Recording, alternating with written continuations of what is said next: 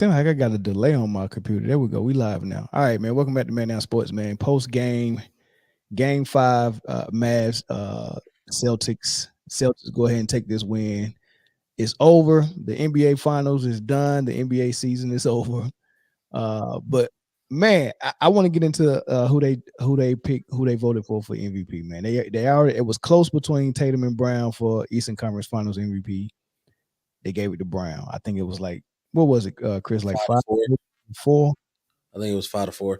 Yeah, I don't know what it was this time, man. But when they said Jaylen Brown name, man, I just felt so bad for Tatum, bro. I felt so bad, because you could tell he was trying to get it. You know, in the fourth quarter, he was trying to put on enough of a show to kind of tilt the scales, but they didn't see it that way, man. I think I would have gave it to him. He drove the car tonight. But I think in game 1, you can kind of say it was Brown and Porzingis, and then game 2 it was kind of like Holiday and Tatum maybe, and then game 3 it was like Brown again. I don't know, man. How did y'all see it? Go ahead, Dominique. I just thought that Jaylen Brown was the Finals MVP. If I had to pick between Brown and Tatum, I'm going to go with Brown because he performed throughout the whole series. And I saw Jason Tatum trying to get it in this game, and it felt like he was front running. You know, like he felt like, okay, now we're in a blowout. I can, do what I want and try to take over this game, but it was already over. It was over in the first quarter. So, when you're trying, I feel like the NBA does not like when you try to get an award versus like having organic play that really helps your team. And I'm not saying that he didn't help his team. I'm just saying that, I thought that I just felt like he was more consistent, not only in this series, but throughout the playoffs. And I don't see it like, well, it's supposed to be just the finals though. It's supposed to be just the finals MVP, not the whole playoffs. It's just these 5 games they played. And I don't feel like he was pressing toward the end for real. He was the catalyst for them to getting that blowout win tonight. He was assisting. I mean, he had almost 8 assists in the first half by halftime. He was already I want to say 12, 6, and 4 at halftime or 15. It was something like that. So he was already doing his thing. He played well. He played well. Like, I wouldn't have been mad if Tatum got Finals MVP. And I was shocked that he didn't. I thought he was going to get it. But I was very shocked that Brown got it because, Tatum was pushing for it. I saw him trying to put on a show. I saw him really talking to the crowd, and really getting everybody involved, not just the team, but also the fans. So I wouldn't have been mad. It's just that I also felt like he was front running. I felt like, they were way up, and it seemed like he was pushing for Finals MVP, but I felt like Brown was better throughout this series, more consistent. Why you feel like Brown was better? I felt like Tatum disappeared in some of the fourth quarters, especially in the close games. He didn't disappear. He just missed shots. I don't feel like he disappeared. He still, and this is what I've seen from Tatum and Brown and Holiday. Just the way they game plan for Dallas. What was more important for Boston was how they defended Dallas with Luka and Kyrie, and how they defended Lively and Gafford. That was way more important than any offensive game plan they had, because the offensive firepower that Boston got was already going to cover what they needed. And for Jaylen Brown being able to do what he does, and Tatum being able to be the guy that was going to get all the attention, get most of the double teams, he's going to drive and kick. He's going to not look for his shot so much and look to pass a lot of times, because that's what they was giving him. They was trying to stop him from getting his points. I thought he played a very mature, good offensive game. The numbers didn't explode. I think Jaylen Brown might have had more of the better moments and highlights, with dunking on people and stuff like that. But when you look on the other end, the game plan of having Tatum having to guard Lively or Gafford, and then out rebound them, and then switch on the screens and have to take turns guarding Luka or Kyrie. I can't say that Brown just outplayed him. I thought it was was even, and it was a toss up for who you would vote for MVP. That's what I'm saying. Like, I wouldn't have had a problem if Tatum got it, but I felt like there were a lot of moments where he drove in the paint and he missed for no reason or got blocked for no reason. That's just how I really felt. I feel like Brown. Yeah, he missed some bunnies. I felt like Brown, when he goes into the paint, he is more aggressive, able to finish better and at a higher level than Tatum does. And I don't understand that. And I haven't been able to understand that for, as long as I get it, because I seen it with Kevin Durant. I know exactly what it is. Is hey, we're going to allow them to foul you. You just got to be able to play through it. And with Brown, he's more built like a football player to withstand it. It's the same thing when you see Luka. Tatum is built. He just doesn't. Not like Brown, though. He doesn't finish it. Like, he gets blocked for no reason. I'm like, why are you not using your size and your strength and your like? He's huge, and I feel like people I feel like he underestimates his own size. That's just what it seems like to me. Yeah, I don't know what happened to Chris, but I mean, it is what it is. But as far as the other things you saying, man, like, I mean, this was a gentleman's sweep. It could have been a sweep. I don't know what it was. Yeah, I don't know what they was doing in game 4. Chris, did you exit on purpose? I don't know what Chris doing. Okay, all right. See, he down in the backstage working on something. But nah, I mean, it could have been a regular sweep. I guess they wanted to win on the home floor. But if you look at Boston, these dudes won 60+ games this year. They was the best team to me by far all season. Wide margin. I think Minnesota and OKC was trying to pace with them a little bit. But sheesh, man. I mean, when you look at the playoff experience, they had already been to the finals. They done been in the conference finals twice. They lost to the Warriors in the finals, man. I think there was more experience. I think OKC and Minnesota got the same type of talent level, and they stars play both ends of the floor. So I think they're up and coming. But as far as the better team with the players that has been there, done that, has lost, and know how to meet expectations on the big stage, I think this was definitely Boston year from the beginning of the season, man. In my opinion, man. Can they do this again next year? I couldn't agree with you more. This was definitely their season, and I do think that they have the ability to repeat. When I take a look at this season and who the teams were, and you take a look at the East, I think the only team in the East that has even a small chance of winning against them in Western Conference Finals could be potentially the Knicks. And I don't see that happening. Stop. Don't be a homer. Ain't no way the Knicks got no shot, man. How the Knicks as they are now how you said the Knicks got a shot at the Eastern Conference Finals?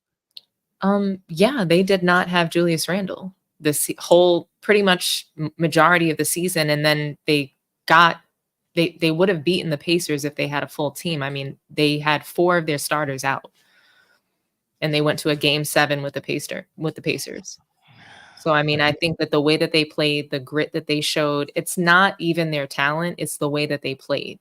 That's the only team. And that is like, they have a chance. I'm not saying that they have a real chance, but they have a chance. That's, to me, their only competition, which really says that there isn't much competition for the Celtics in the East. So I think that they're going to have another run next year, an opportunity to repeat. And it's going to be based on what happens in the West. And if teams in the West are going to make some changes to make themselves more competitive, what is Minnesota going to do next season? Are they going to do anything in the offseason to give themselves and Anthony Edwards like a really solid chance to be a contender?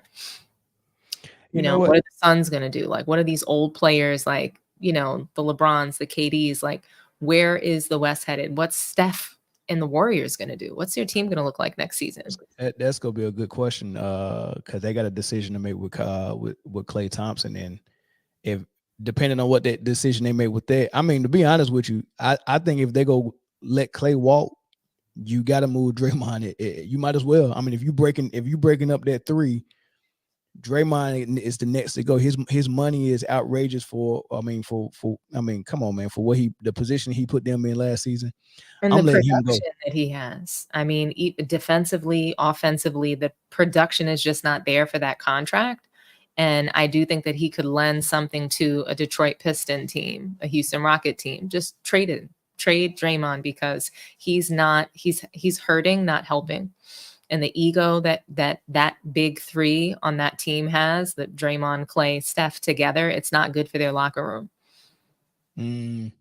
Yeah, and paying that much for a guy that's supposed to be just a locker room guy, man, that's too much, man. Like I can't do just a locker room guy, man, for that much money. But I mean, that's another topic, somebody who's dividing your locker room. So he's causing exactly. trouble in your locker room. Really and truly, they had a great, when you think about their 2021 championship team, Jordan Poole, Andrew Wiggins, Kevon Looney,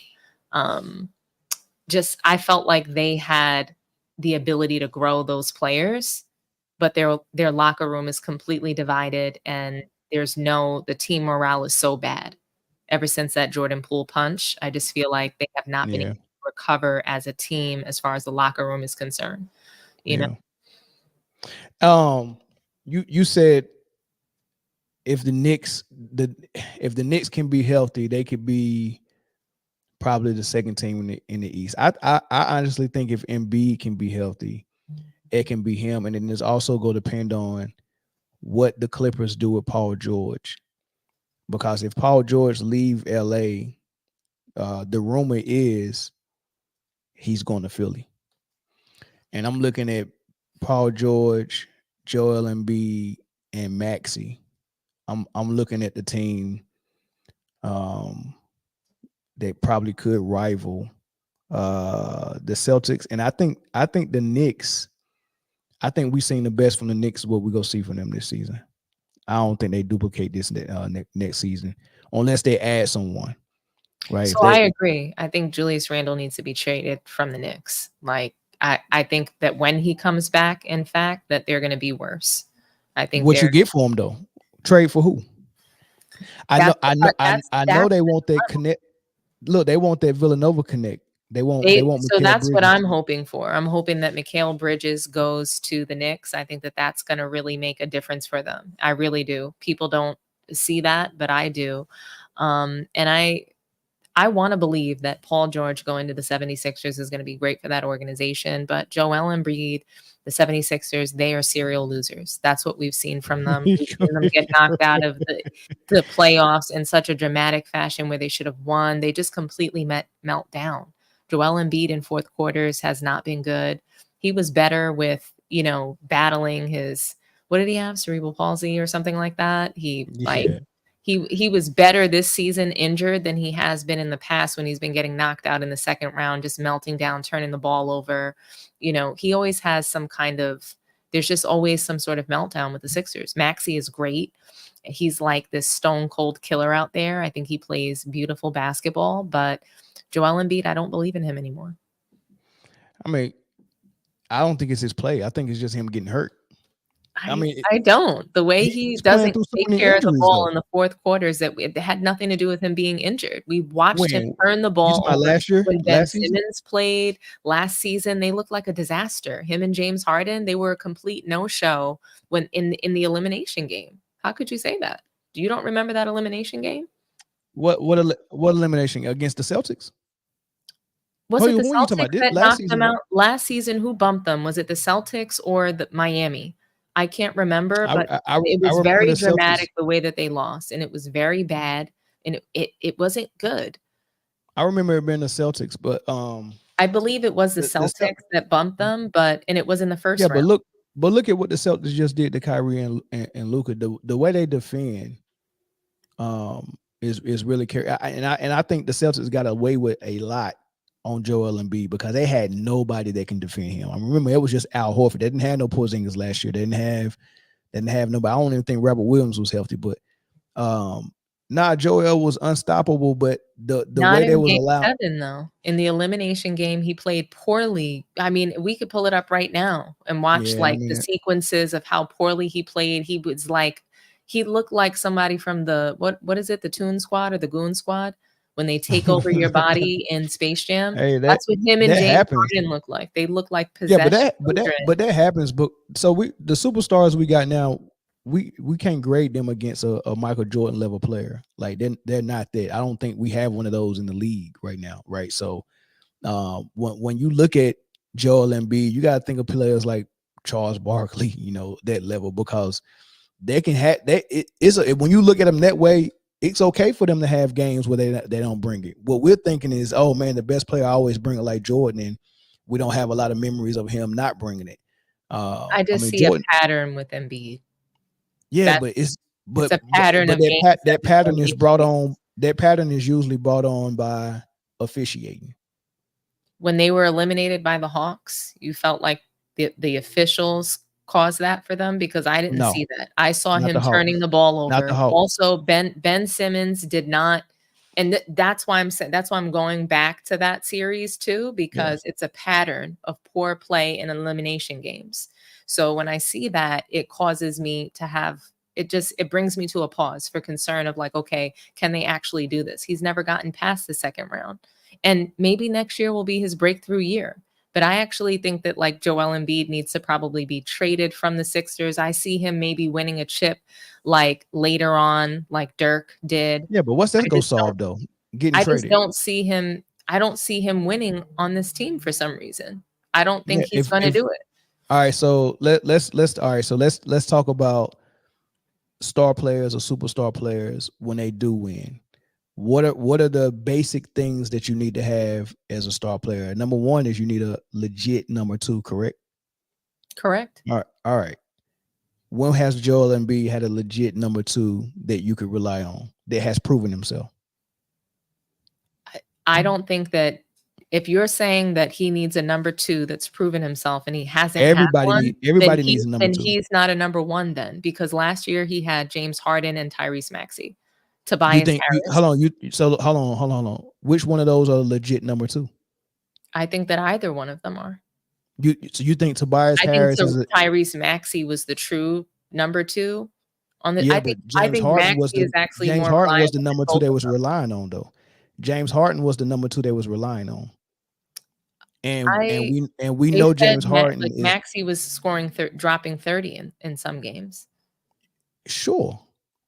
But the number two that they're relying on, like, hey, you're the number two. We're running these plays for you. That was James Harden. What I'm just trying to tell you is your number one can't play like a number 4 or 5 option. And that's what he did in the elimination game. I don't think. Yeah, sure. Everybody entitled to a game where they don't. Everybody entitled to a game where they don't bring it. That's one game. Okay, cool.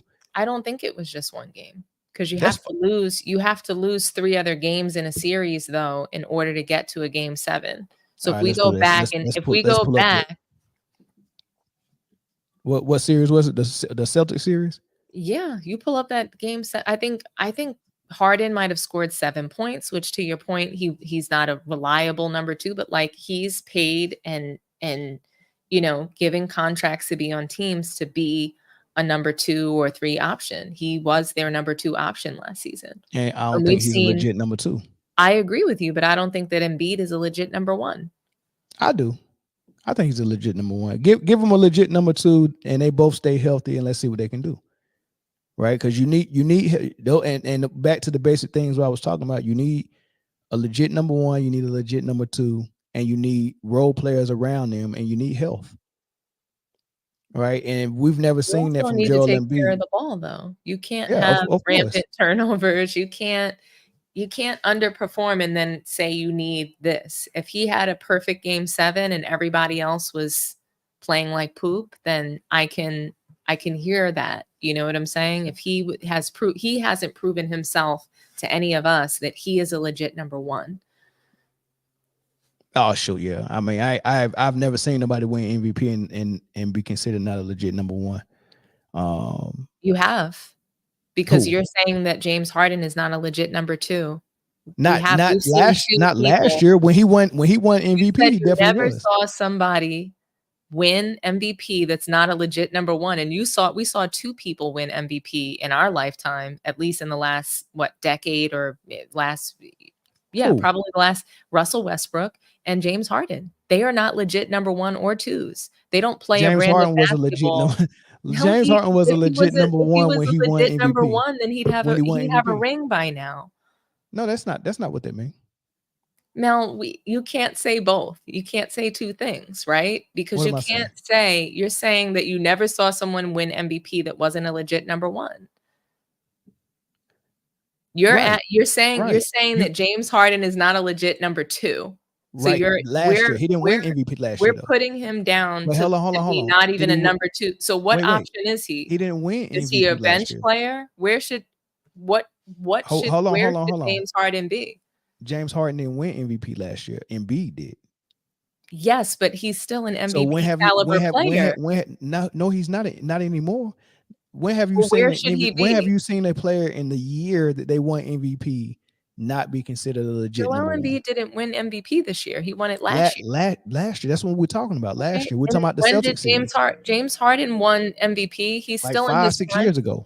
He's not in his prime no more. He can't even keep the weight off. He on the BBL Drizzy tip. Come on, man.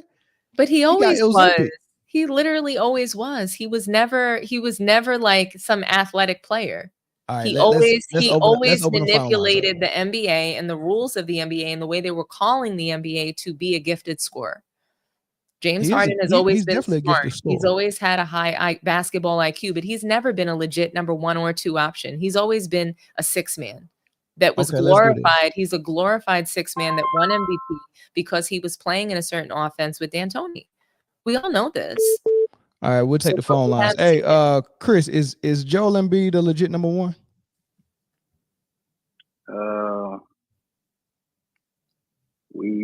I mean, as far as his status, he should be. But as far as his play, when it comes playoff time, no. That's tough. And what you think during playoff time? You think the injuries is mostly his issue, or you think that he just not a playoff basketball performer?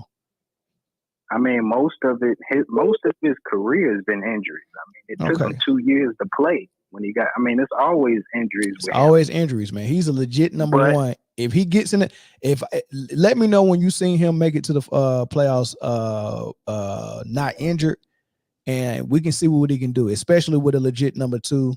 And if we're saying that Maxey is a legit number two, let me see him and Maxey get there without being injured. But definitely, if they pull off this Paul George signing, definitely with Paul George and Embiid, let me see what Embiid can do when he get to the playoffs, man. So I mean, maybe even Jimmy Buckets. Player. Yeah, that's exactly. Yeah, when was the last time Paul George has played? But how many people out there are available that don't have some type of issue with injuries? Like who's available to go match up with Embiid right now? I mean, Jimmy Buckets is he might be available. He's another injury prone player, right? Who else is available? So I mean, you got to grab somebody. I want to get on you about what you said. You said Joel Embiid never had a number two. Is that what you said? I said a legit number two, right? Give me a legitimate number two I can depend on. And James Harden wasn't there. If he would have got James Harden 3-4 years earlier, then yes. But James Harden last year was not it. And we know what James Harden now. If we want to talk about someone who really struggles in the playoffs, is really James Harden when the team is on his back, and it doesn't have anything to do with his injuries. It's just that, man, we just have too many examples of him not coming up when he needs to come up big in the playoffs for whatever reason, right? So James Harden fits what you're trying to put on Joel Embiid, Dominique. I think James Harden fits that more. I'm not trying to put it on Joel Embiid. I'm putting it on both of them. You're saying that James Harden is not a legit number two, and I'm saying that I'm saying that Joel Embiid is not a legit number one. If we're going with your logic, I think that both of them are in their position. It doesn't matter if you're legit or not. If you are on a team as a number one option, then that's your job. That's your job, and you're failing in your job. If you're put on a team to be a number two option, that's your job. And if you're not doing it, then you're failing at your job. So I'm just saying that based on your logic, both of them are not legit in their roles, because both of them have had a pattern of melting down in the playoffs and coming up very short when needed from their team. Yeah, and I just disagree with that Joel Embiid had that pattern. My take is that Joel is playing injured and probably shouldn't be on the floor most of the time that he's out there. So him coming up short because he on one leg, I'm good. I mean, with every that. season in 2021 he was on one leg. 2022 he was on I one don't leg. remember. I don't remember 2021. I don't remember 2021. I do, and it's the same story. If you're on the court and you're there to play, you got to play. And we can't. If somebody's out injured, they're out injured. But I'm not going to give someone an excuse that showed up with your uniform on to play. If he was on the bench with his uniform on pretending, then that's something different. But he wasn't. He was on the court. Yeah, I wanted Tatum to recreate this picture that's on my shirt too, man. But I mean, he can't do it. Well, I mean, Kobe did it with the trophy. He didn't get MVP. I think Shaq got MVP on this one, so maybe he can. But man, I just felt so bad, man. Chris, go ahead, man. We'll finish your thoughts though, so I can get back to the other calls. I ain't gonna say most of it, but a little bit of it is Philly's fault for drafting so many bust players during the process. They drafted Ben Simmons. They drafted him over Jalen Green and Brandon Ingram. Terrible decision. I never thought Ben Simmons was this LeBron, Magic Johnson level player. They should have drafted Jalen Brown. They passed up on Devin Booker, Zach LaVine. They passed up on so many players drafting bust players like New Orleans and well. At one point they had 4 centers on one team. I mean, they just don't know what they're doing. I like Joel Embiid. He's one of the most talented big men of all time. His offense, his defense. There's no denying his talent. As far as his talent, he's number one, but he can't stay healthy. He has underperformed in the playoffs. Look at Toronto. Look at the Atlanta series. When they blame Ben Simmons because he passed up that layup and passed the ball, they always blame Ben Simmons for being trash. Mm-hmm. When Joel Embiid should have stepped up. All they had was Clint Capella. You should have been eating him up. Don't do it. Yeah, I put that series, I put that Atlanta series on Joel. So I agree. He should take the blame for that. And I said that immediately after that. I was pissed off that Doc Rivers went to the podium and kind of put Ben Simmons down. I didn't fault Ben Simmons for being upset with Philly and Joel and Doc Rivers. So I was with Ben on that.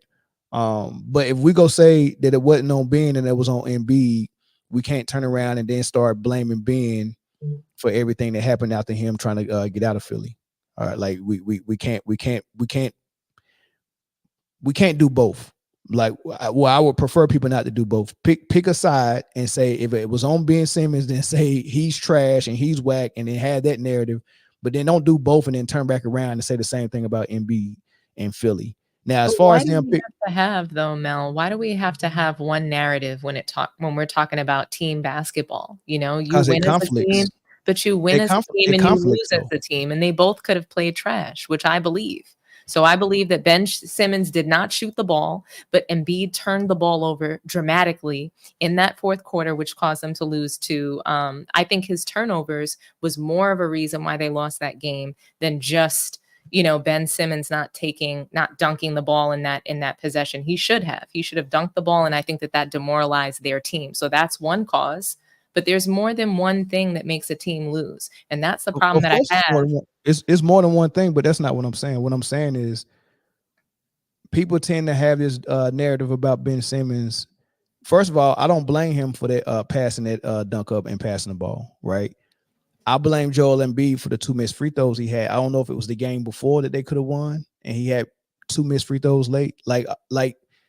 That's what sticks out to me most. Not that one play of someone passing up a shot, because it ain't like he passed up the shot and turned the ball over. He passed it to his teammate, so they still had an opportunity to score on it, right? So he made a pass that was a bad decision. He should have dunked it. It was Trae Young under the rim, but it is what it is. He got in his own head, but it wasn't a turnover, right? So my thing is, I'm not going to use that one play for Ben Simmons at all, and I'm not going to use Ben Simmons' offense to blame Ben Simmons, because they probably wouldn't even been in the game. He was guarding Trae Young as a 6'10" power forward. He was on the ball guarding Trae Young and doing a hell of a job on Trae Young. All his shots was contested. So Ben Simmons, I gave Ben Simmons very little blame for what happened. And I gave a lot of the blame to some of the decisions they was doing coaching wise with Doc Rivers and Joel Embiid missing free throws. I'm not worried about the turnovers. Turnovers happen in the playoffs, especially when you got a player that's getting a lot of physicality on him. And this is like him being a young guy getting adjusted to playoff basketball in the NBA. It is what it is. People have to adjust to that. So I'm not going to blame what happens to a player when they first start getting that playoff defense played on them. As far as how they react to it, that's fine. That's cool. So my thing is, it can't be let's blame Ben Simmons for everything, and let's say Ben Simmons is a bust, and let's say he's trash, and do all that stuff, and then do the same thing to Joel Embiid. Those things don't match to me. I mean, but does Ben Simmons even like basketball? Yeah, I think he does. I don't know if he does. Like, I see him. I think he's pretending. He's a pretender. He's not a contender. He's not going to be. I don't see him really getting back to playing basketball again. I don't see that in the future for him, but perhaps he will. I do think that team blew it as a team. They win as a team and they lose as a team. Doc Rivers coached poorly. He continues to coach poorly for the Bucks and for every other team that he goes to, right? He gets fired. Then we have Joel Embiid that melts down in the playoffs. And then we also have Ben Simmons that has some psychological issues that he hasn't been able to get past. But those are the reasons. And you can't point to one person. So I disagree with the Sixers blaming it all on Ben Simmons as well. That was so disgusting what Doc Rivers did, what Joel Embiid came out and did post-game. They just blamed it all on him. And I think that was horrible. Yeah, I ain't like that. I think that that's part of the bad luck that they have. You know, they continue to underperform postseason. And it clearly wasn't Ben Simmons. He wasn't the problem. Yeah. Hey, Chris, thanks for the call. I'm gonna open the phone line up. Hold on. Oh, go ahead. Shout out to the Celtics, man. Heck They yeah. beat 'em.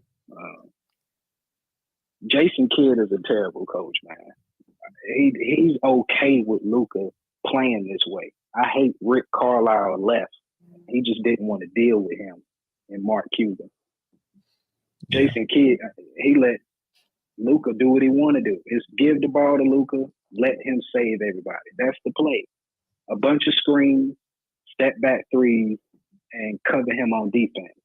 Let him be out of shape. Let him be a terrible defender. Let him miss a bunch of key clutch free throws.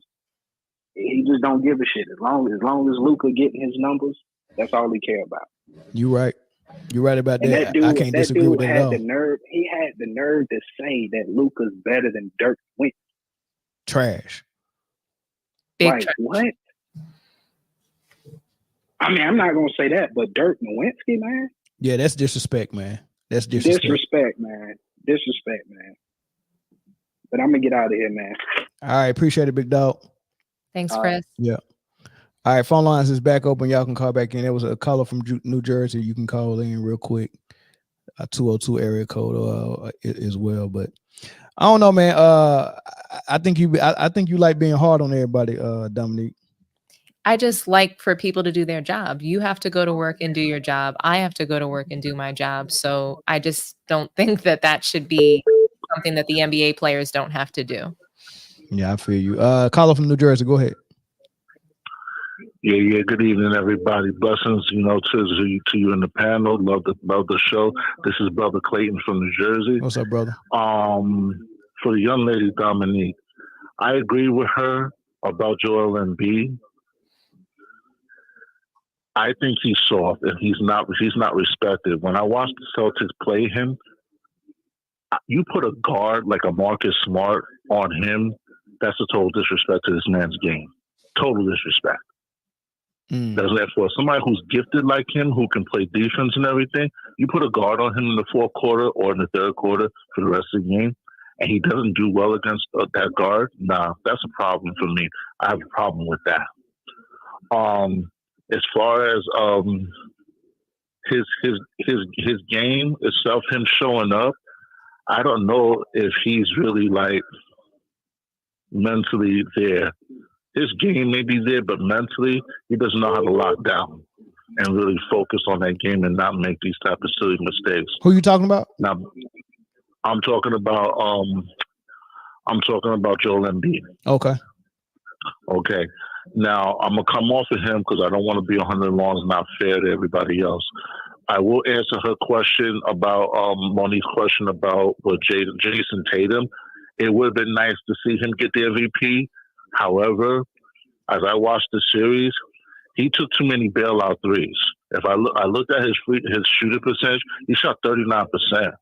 He was, I think, averaged 22, 23 a game, 7-8 rebounds, 7-8 assists, which is okay. But those numbers are not good at all. Well, that was better than Jaylen Brown's, though. But Jaylen Brown was just more aggressive. For Jason Tatum, I was expecting more from him to be more aggressive. Who drew the double teams, Tatum or Brown? Like I seen Tatum actually creating for Brown more than it was the other way around. So, I mean, yeah, because they don't have a man one-on-one that can guard Tatum. But at times, I think that's very important. That is. I definitely give you that, Mel. But I think at times when Jalen was getting to the rim, it was like he didn't finish. Like tonight, that was the first strong move I saw him finish straight through. When he was getting mugged, I said, that's a Mike move. Mike finishes those. Yeah. You know what I'm saying? Yeah. He needs to do that. He needs to do that. He's too gifted. He needs to do that. If he doesn't do that and he's doing the step back, the threes, yeah, he's just bailing people out. For me, that type of gift, I'm not bailing nobody out. I'm straight murdering you out there. That's simple. Yeah. I mean, I can't really dispute that. You know, I still think I think it was really close, man. I want to see what the vote was like, because that was close for the Eastern Conference Final, but I didn't see what the split was for the finals, but it was close to them. Yeah, it was real close to me. What it was. Yeah, it was close. Yeah, I was definitely. Yeah, but definitely, you know, I don't want to take up any more time. Dominique, yeah, love your insight, brother Mel. I love your response and insight on this game as well. You guys have a blessed and wonderful evening. I appreciate it, brother. Thanks, Clay. Mm-hmm. Yeah. Mm-hmm. I'm about to finish cooking Dominique because she's trying to cook away. We're gonna take 2 more phone calls, Dominique. Hey, caller from Missouri, go ahead. Hey, bro. You know I had to call STL. What's good? Hey, yeah, she been on point tonight, bro. No, she hasn't, man. Don't. She on point, bro. Don't be hating. Bro. Don't gas her head up, man. She out here getting cooked, man. Shooting from the hip. Hey, look. When somebody's saying the exact same things I've been thinking, I've been saying this for years, and it finally come to fruition. Well, until I say people finally woke up after the league stopped catering to James Harden. He's fugazi. Dude throwing up 30 shots and getting 30 points. I mean, he just throw up any kind of thing and then getting these fouls and getting 20 free throws. Man, that was fugazi. That's a horrible basketball. I don't know how anybody enjoyed watching that trash. It was terrible. Terrible, as Charles Barkley say, terrible. Yeah. You know, and as far as Embiid, yeah, I've been thinking he's soft, man. I don't know. It just seems like, and I can't, you know, I don't know the man, but it just seems like it. So she on to something because something is weird with that dude, man. Nah, she didn't watch enough of Embiid, man. She just frustrated what she's saying against the Hawks, and I agree with her on the Hawks, man. I put that on Embiid, but it's every year, though, Mel. It's a pattern. I wouldn't. No, it ain't no pattern. What happened last year against Boston with him was check his turnovers every elimination game. Check them. I ain't worried about those turnovers. I know. No, because I know when the NBA, you know, says, all right, we're gonna allow you to do this to this player, and when it's unfair, and that was unfair what they did to Joel Embiid last year. So just Boston. To be clear, Joel Embiid will just lose the ball. When I tell you, it's like phantom turnovers. No one was around him. He kicks the ball out of bounds. Like when I'm telling you careless turnovers that look crazy, you're just like, did somebody take over your body? So him and James Harden are, to me, like for a number one option, he's supposed to be the number one option. Embiid, I want to trust him. I want him to go far. He's very talented. I think that he has the ability to do it, but we just haven't seen any indication that he's going to make the Eastern Conference Finals because he's been knocked out in the first or the second round every single season that he's played. How many number one options in the NBA? Every team has a number one option. No, legit, because you said Embiid is not a legit number one option. How many legit number one options? I don't get into legit and illegitimate. If that's your job, then that's your job. If you're the number one option, you're the number one option. So he is a number one option. So you're either a good number one I was just talking about your logic, Mel. So you okay, so what's a good? Who's a good number one option? How many good number one options is it? I mean, I think we can probably pick anywhere from 2 to 3 really good number one options in each conference. Okay, give me the names. So on the West Coast, I'm going to go good number one option, Anthony Edwards, Jokic, that's 2. Kevin Durant, that's 3. To me, those are legit number one options. Then you have Eastern Conference. You have Jason Tatum or Brown. I don't believe there is actually a number one option on their team. That's why we fight about who's the better player, who's the finals MVP, blah, blah, blah. So for me, there's actually no leader on the Celtics, but they have 2 number one options on their team, either Jason Tatum or Jaylen Brown. Then you have Embiid, another number one option. There you go. Hey, you know what? In my voice, oh, you didn't pick LeBron. She didn't mention LeBron. Yeah, what happened to LeBron? What happened LeBron to LeBron? LeBron should be on the bench, right next to Caitlin Clark. Yo, man. Hey, look here. I'm gonna say this about Embiid. I would agree with you, bro, that he's got the talent to be a number one. He definitely got the talent. Now, does he have a heart? Is the question, and that's all I've been saying. Y'all tripping, man. Y'all it's just something weird about the. Something weird about the. Let me say this those too. intangibles, right? He doesn't have them. Man. He hasn't proven that he has them. About, when he proves that he has them, if he can even make it to an Eastern Conference Finals, which he's been in position to do so multiple years, okay, he hasn't done it. So we have to see, like, we knew that the Celtics have the capability to win a chip. They've been to the Eastern Conference Finals multiple times.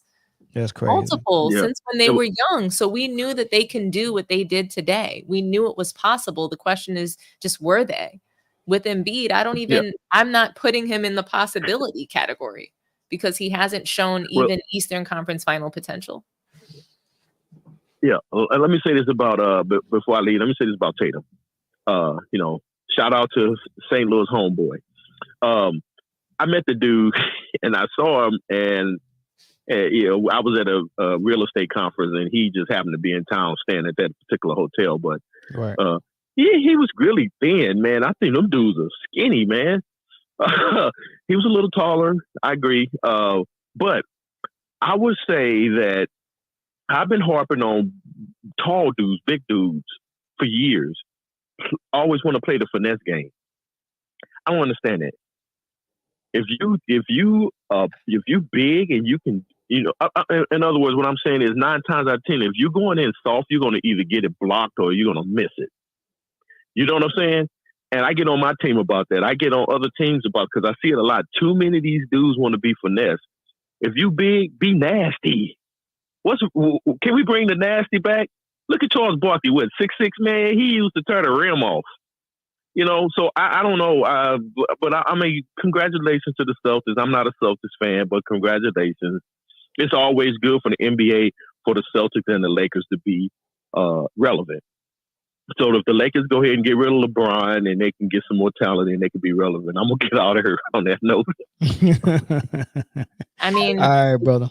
You brought up a really great point because I really feel as though Embiid is honestly a greater version of Karl Anthony Towns, who likes to shoot and play the perimeter, but like we'll see. And like, to me, he's a better version of Cat with better footwork, but plays a similar finesse game. And they've got to get more aggressive if they really want to move their team forward.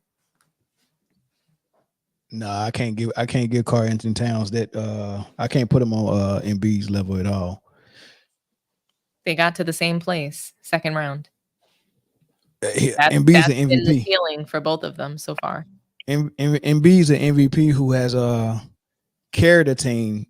Karl Anthony Towns is a guy who has the luxury of a number one like Anthony Edwards carrying the team for him. Well, that's why I said Joel Embiid is much better than Karl Anthony Towns. Karl Anthony Towns just literally sits on the perimeter taking these lazy 3-point shots and really does not get in the paint pretty much at all. Sometimes he will, but barely. Embiid is way better than Cat, but it's just sometimes when he has certain behavior in a game, it reminds me of Cat. Yeah. Hey, Carla, go ahead. Hey, what's going on, Mel? What's up? What's up? Hey, man. Excuse me. I had watched one of your videos, man. I heard something that was interesting, man. I don't want to get too long with it. But I got a question, man. When a guy in the NBA is the face of the league, do you feel like that particular player gets preferential treatment from the NBA as far as whether refs or just in general? Do you think he gets preferential treatment? Sure, yeah, but it don't always equate to him getting it like the entire playoffs. Like it's the way they doing it now. Like you seen Jokic not barely be able to be touched last playoff, and then this year you could touch Jokic, and when you could touch Jokic, they got up out of there in the second round, right? This year you couldn't touch freaking Luka until the finals. So I was wondering why did they give Luka the hands off the merchandise treatment all throughout the playoffs just to get him to the finals and say, hey man, we're gonna let them touch you. That's why Luka was so confused when he wasn't getting those fouls. He was like, look, y'all been giving me this my whole career, especially in these playoffs. Why y'all not giving it to me now? Right? He just didn't understand. And you never know when the NBA has a plan for a certain player or a certain team to win it all. Right. So it, you can kind of look at that and be like, yeah, this is a player they're marketing and say that he's going to get calls, but you never know when they go take that away from him. Do you think that Kyrie playing with Luka has anything to do with that, Mel? No, but I think the only reason why Kyrie was safe from getting hosed by the refs is because he was playing for a marketed player like Luka. So Luka's getting marketed. So by default, we not go give Kyrie the treatment that we gave Kevin Durant. They gave Kevin Durant and Booker horrible treatment. I know. I'm just wondering though if they still have an axe to grind with Kyrie and didn't want to see, their team win. If you're saying that like the NBA has got, a particular game plan in mind, do you think that had anything to do with it? No, it was just Boston's turn. It was Boston's turn because it was Boston's turn when they went up against the Warriors, but the Jason Tatum was the opposite of what Luka was this season. They had favor all the way to the finals because that's the season that they swept Brooklyn, and they was letting Boston do whatever the hell they wanted to Kevin Durant and Kyrie in that series, right? They got a free ride all the way to the freaking finals, and then they got to the finals. It was like, oh nope, it's Golden State's turn. So, and it looked like Jaylen Brown and Jason Tatum couldn't handle that pressure, just like it looked like Kyrie and Luka couldn't handle it this season. Right. So it's just weird how they do it, man. I be keeping my eye on it, but yeah, it's something else. I mean, the Celtics really did just blow their asses out too. Yeah. Almost, it's pretty bad. Yeah. Go ahead, Texas. What else you got? Okay, cool. Yeah. So I was trying to get to this point, man. I heard you were talking about Jordan, and you said some things that was interesting, and it kind of, ran across my mind. And I thought about it, and I said, damn, I know Michael Jordan has a distinguished, career in the league. But when you said this line, you was like, it's going to be hard to dethrone Michael. Like if you, with the 6 finals and, everything he brought to the game. And you was like, if a guy, goes to the finals and lose, automatically be out of there. And I was like, well, damn, man, like if the league was kind of like showing favoritism to Michael at a certain point, and they knew he was a cash cow. And I'm not trying to be a conspiracy theorist, but I'm looking deeper in the game. I'm like, if they was favoring Mike and he had the game anyway, but if they was really looking after Mike and make sure Mike, was in certain positions to really excel and do good for the business, it's kind of hard for a person to eclipse that. Like he damn near got to be super perfect and have the league on his side. So I was like, well, damn. it's like your case for anyone beating Mike would probably be very difficult to break if they're not having the league on their side and got the game. So that's kind of hard. You think, right? Or no? Nah, I agree. I mean, you got like your game got to be as tight as Mike's, number one, and for you to beat something that's a 2-3-peats, like you did 2-3-peats, and then you 6-0. For you to do something like that, and then dominate the way Mike did on both ends of the floor. And then you gotta remember it's a nostalgia that goes with it as well, because he was the blueprint. He was the first. Like before that, there was marketing teams and marketing dynasties. You know, like Boston was a dynasty, the Lakers was a dynasty. We was marketing dynasties, right? And it switched, and we was marketing big men most of the time. And then it switched to where we're marketing this one guy. So the thing that happened with Mike is the NBA was learning on the fly as well. They was building the plane as they was flying it. Like, oh shoot, we got this player. How do we do this? I mean, Nike is involved and he's selling shoes like crazy, and fans are involved, and he's global. People overseas want to see about him. He's winning dunk contests left and right. He's the most competitive player. He's the most athletic. He's the most flashy, and he's the best player, and he does it on both ends of the floor, and he's charismatic, and he says the right thing in the media. Like, how the hell you do all that? The bar is set too high for anybody to catch Mike. I can take that, man. I mean, it's tough, and I do feel like I wasn't around watching the '80s, but I'm pretty sure Kareem and Larry and Matthew had their thing. I feel like I'm not riding MJ, but I feel like maybe MJ might have eclipsed or took what they brought to the game and took it to a whole nother level. And I feel like after Michael, I don't know if a player that came after Michael took what Michael and Magic and Kareem and Bird and took that to a whole nother damn level. I don't think that has happened yet. No, I do feel like it may be hard.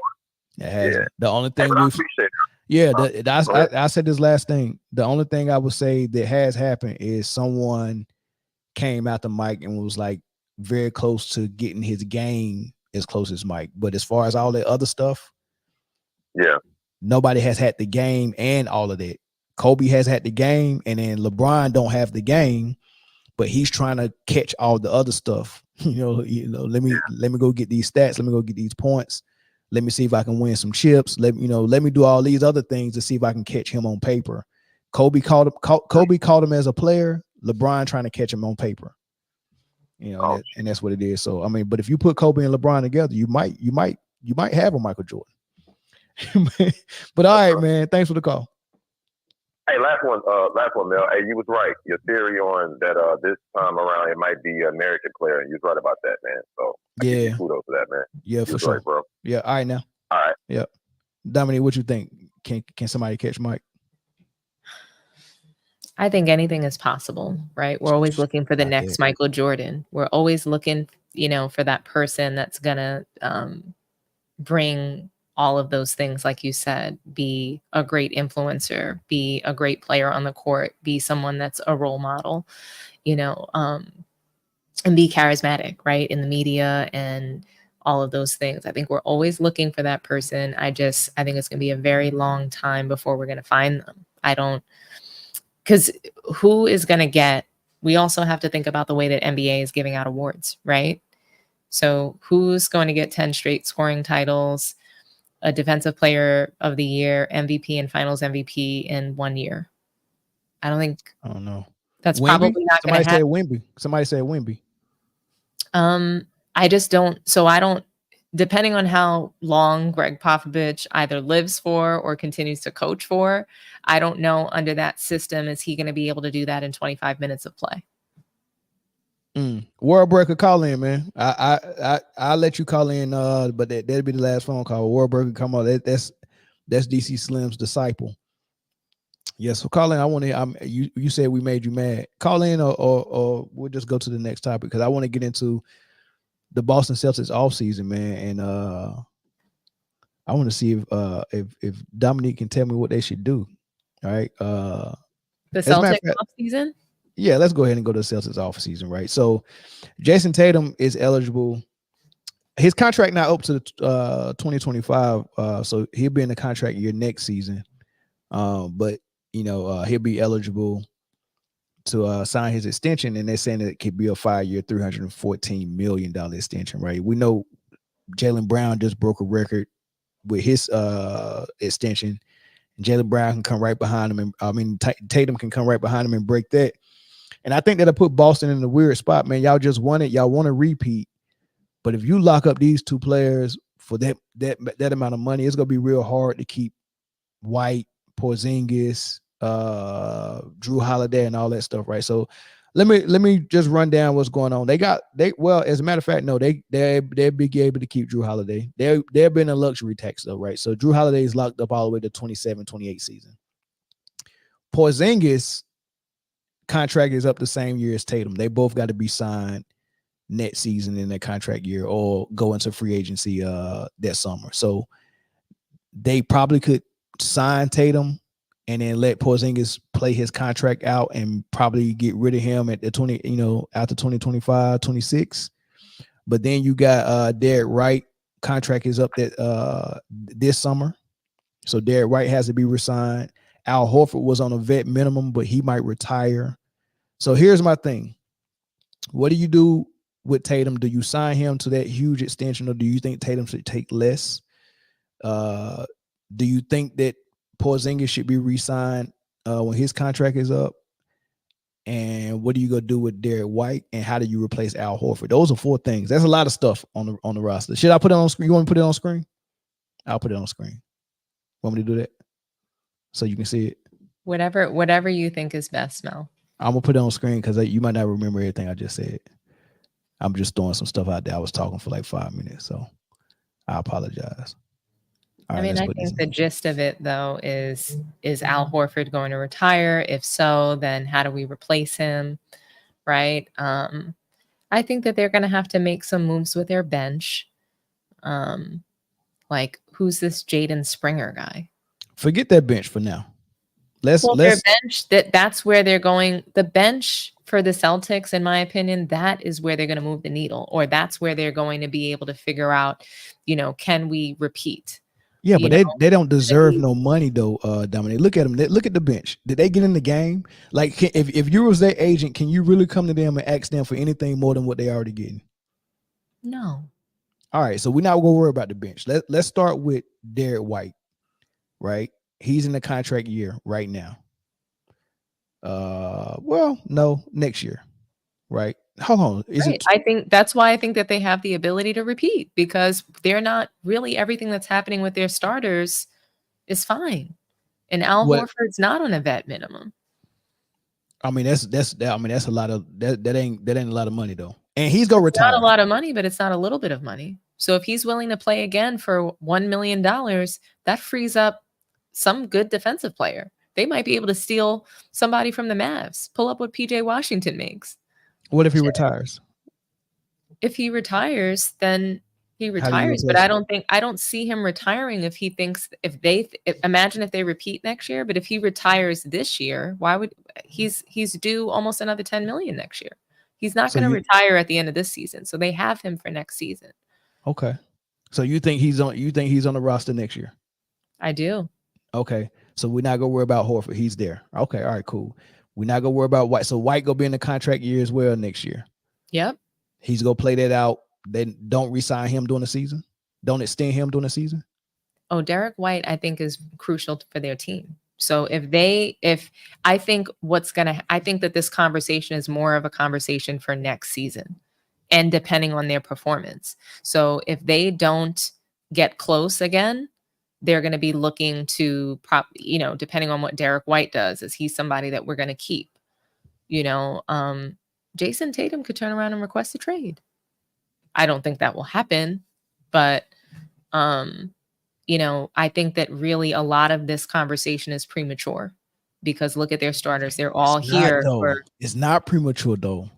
I don't know why it's not. I'm taking a look at all. You said let's not talk about the bench, even though the starters, there's nothing to talk about until the end of next season. And the most important people, Drew Holiday, KP, Tatum, Brown, they're there through 2026. So you saying Derek White would be okay with just playing his contract to the end of the season, and you as a GM for the Celtics, you're okay with him? No, but that's the only starter that we have to talk about. That's the only person that is not a premature conversation, but it is because they're not going to be talking about him until next season, what they're going to do. And really a lot of it is going to depend on what he does throughout the season. So if he plays like poop next season, they're not going to worry about extending him. I don't think that's going to happen, but I do think that they're going to extend him, or they're going to come up with a contract with him that makes sense. And they will go into the luxury tax if it means that this team and this core group of 5 starters, because, are going to continue this run. Next season, I think, is going to be huge. They're going to be looking to repeat. They're going to be, the reigning champs. So your approach would be pay them whatever they want, and keep everybody together. But it's a wait and see. I would wait. I still think that this is a bigger discussion to have come mid-season. What do they look like at the All-Star break? I would literally hold on. Let me double check, because it's a deadline on when you can extend people. I don't know what that deadline is, but I don't know if they can go. I'm pretty sure it's the end of the season they're allowed to go. You sure? I don't think the Warriors do it all the time. The Warriors do not even talk about contracts until it's the end of a contract, which is really smart because it allows for their players to focus on the season at hand. No, but that's different. So the extension is different. That has a deadline during the season. If you wait to the end of the season, then that player is going to test free agency, and then you're negotiate. Like right now, Clay, they let him play his contract out, and now he's a free agent, and now they're trying to negotiate a new contract with him. So their time that they could have extended him past this season, so we knew he was going to be a free agent at the end of the season. Draymond Green was different last year because Draymond Green opted out of his player option so he can test free agent and then get his contract that way. So it was Derek White, Derek White and his agent, they have to believe that he's going to go to another team and be able to get, let's say, a $30 million contract or a $40 million, they have to believe that, hey, he's going to deliver the same results for another team. That's what they need to believe. And the Celtics need to believe in that as well in order for him to not finish his contract. And I think that there's a chance that they're going to extend him. And I think that they should. I would, if I'm the GM of that team, I'm going to make that decision prior to the end for Derek White because of how he helped us throughout the playoffs. He's been one of the most consistent players for them. So give him the money, go into the luxury tax, keep the whole squad together, see how far we can get next year. Yes, that's what I would do. Okay. All right. So even that contract that Tatum eligible for, do you think is a good idea for him to take that max, or do you think he should take less? I mean, I would love to see Jason Tatum take less, but I don't think that he should. Why not? Because If I was him, I would take exactly the same amount that Brown got. Just to, we taking the same amount, and then because that gets them another player that leaves some money on the table, right? For White, somebody like White, you can keep White. I agree with you. I just don't think that Tatum is going to do that, and I'm not sure that he should.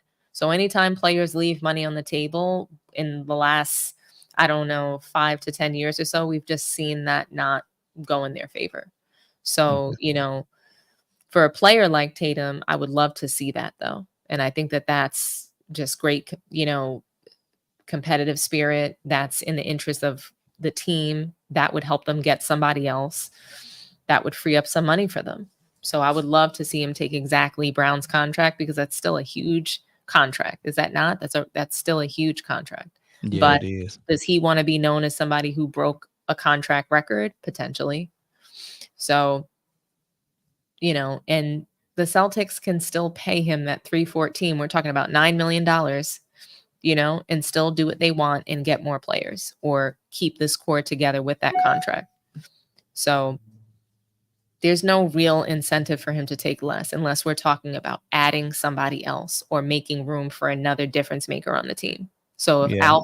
if Al Horford retires and Tatum leaves, 10 million on the table, 12 million on the table, that's 22 million that can go to another solid starter, 6-man of the year kind of player.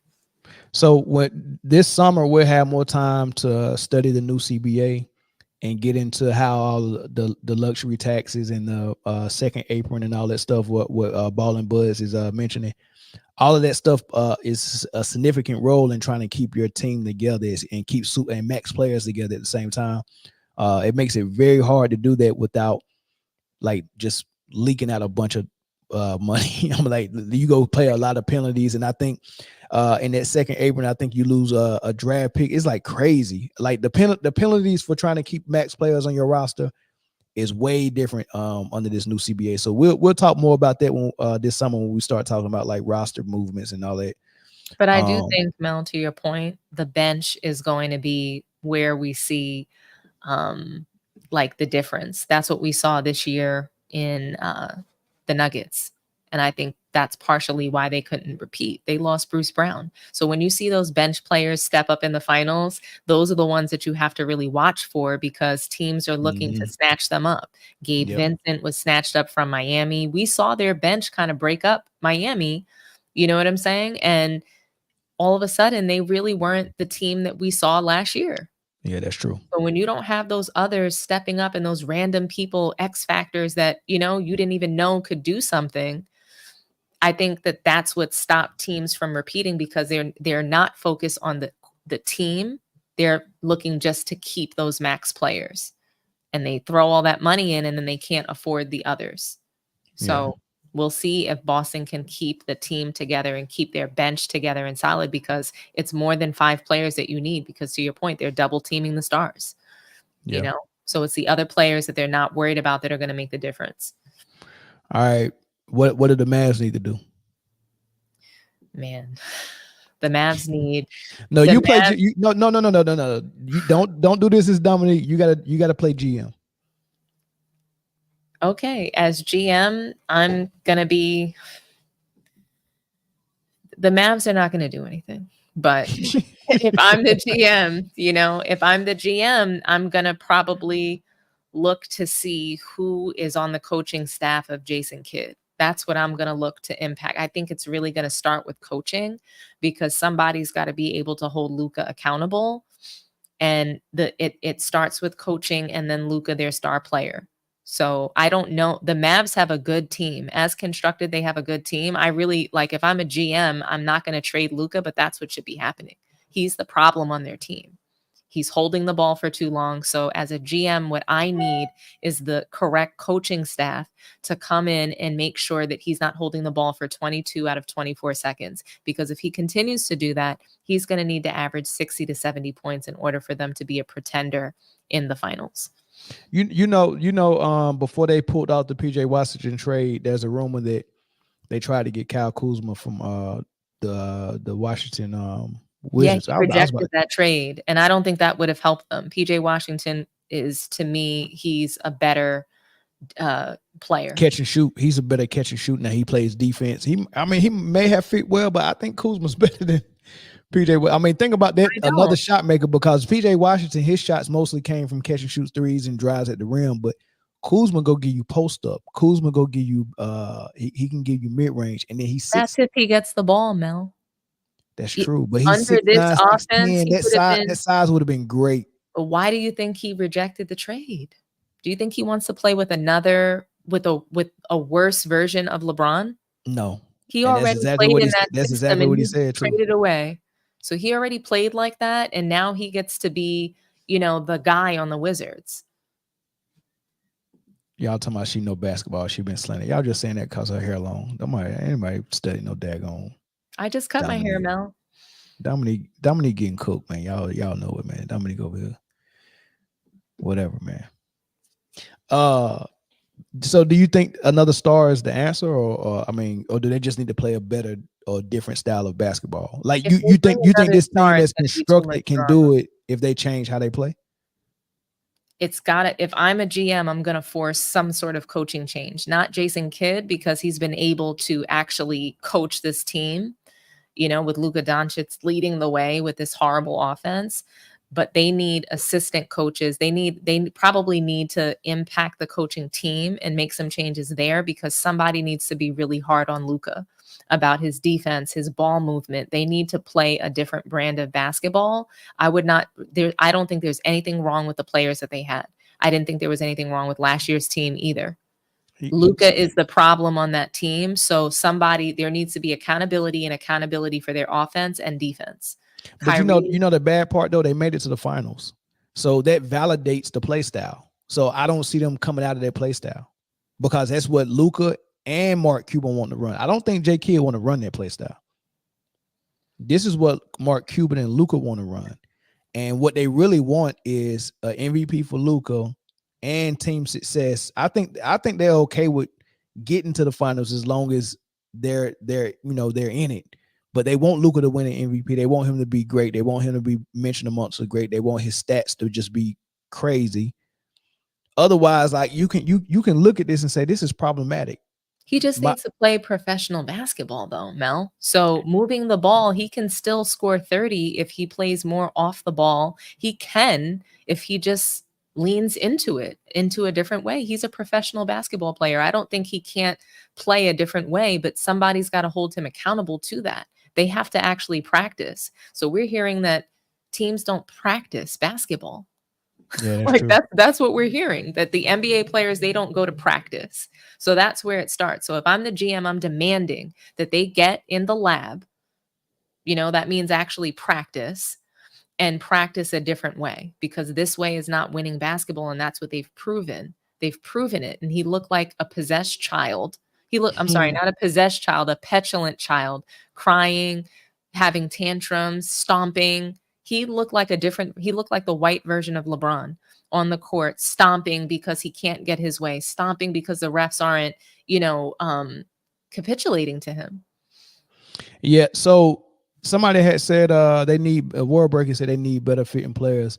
Unfortunately, that play style needs a super team. That's what LeBron was playing. But every time LeBron got to the finals with that play style, he had either a super team or almost a super team.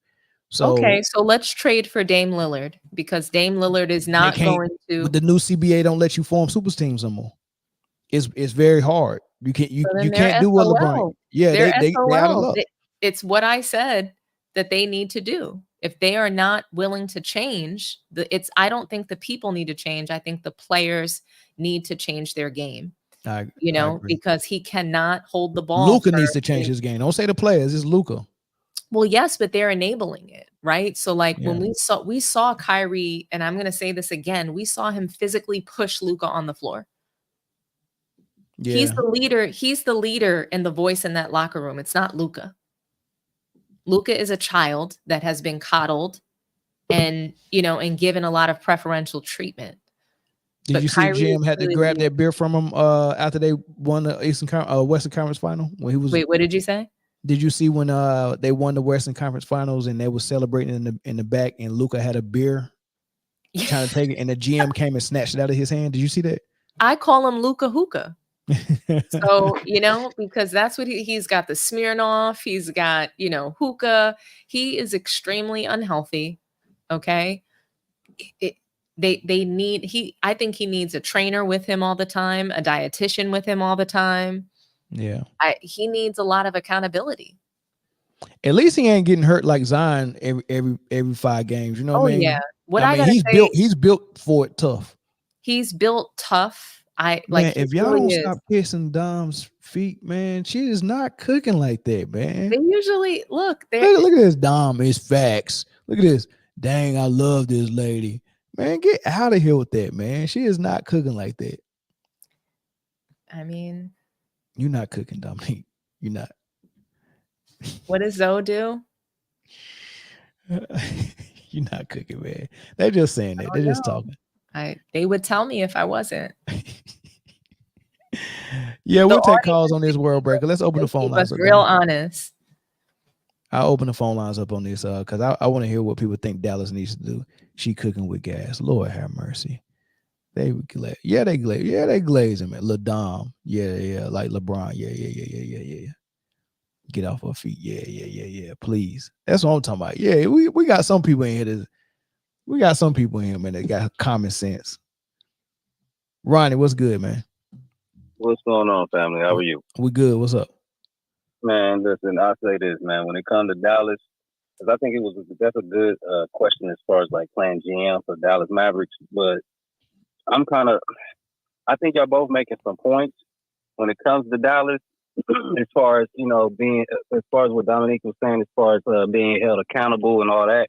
But but Mel, you hit on something too, which I think is really the key part, is that you know what it reminds me of? It's almost like, and you should probably understand this. It reminds me of, it's like what Suge Knight was for Tupac. It was the wood to the fire. That's what Mark Cuban is for Luka. So it's very hard, especially with a young man like that who is very emotional. He even shows that even in his post conferences and stuff, in the interviews after the games and stuff. He still shows, like, because he even did it after this elimination. And I was watching, I'm just like, damn, like, he still don't get it. Like, Luka still don't get it. Luka's not a leader, and the only person in that locker room, like Dominique said, that's leading more than likely is Kyrie Irving. But see, again, I think that's the problem, because I don't think that he should be the leader in the locker room either. I don't think that Kyrie is that guy. So I think he's the guy in the locker room right now until that guy show up. You get what I mean? So I think that there's a lot of issues that they have. There's a few people really that they need to move off of. And you did make another good point as far as about it being like they're really built to be a super team. And that's the thing. This is LeBron 2.0. And I hate to always bring LeBron up, but it's just so many signs of the same story. And it's just catering to this one player. Let's cater to him. Let's cater to him. Let's just let him do what he wants. Let's let him dribble the air out of the ball. Let's let him hold the ball and not move the ball, and then wait until it's 3 seconds left to either try to pass it or do a step back three or whatever. And nobody's getting in any type of rhythm. And you're just dragging this on for no apparent reason, just to basically just cater to this one player instead of being more about the team. So there's a lot of issues that Mavericks have that it's just not going to get fixed. It's just not. You know what I'm saying? And then Mark Cuban, I'll just say this. I think Mark Cuban too, I think he's the type too. Like, to me, he's the type, he just looks at the fact that, oh, we made the finals, so we ain't that bad. I think Mark Cuban going to look at it like that.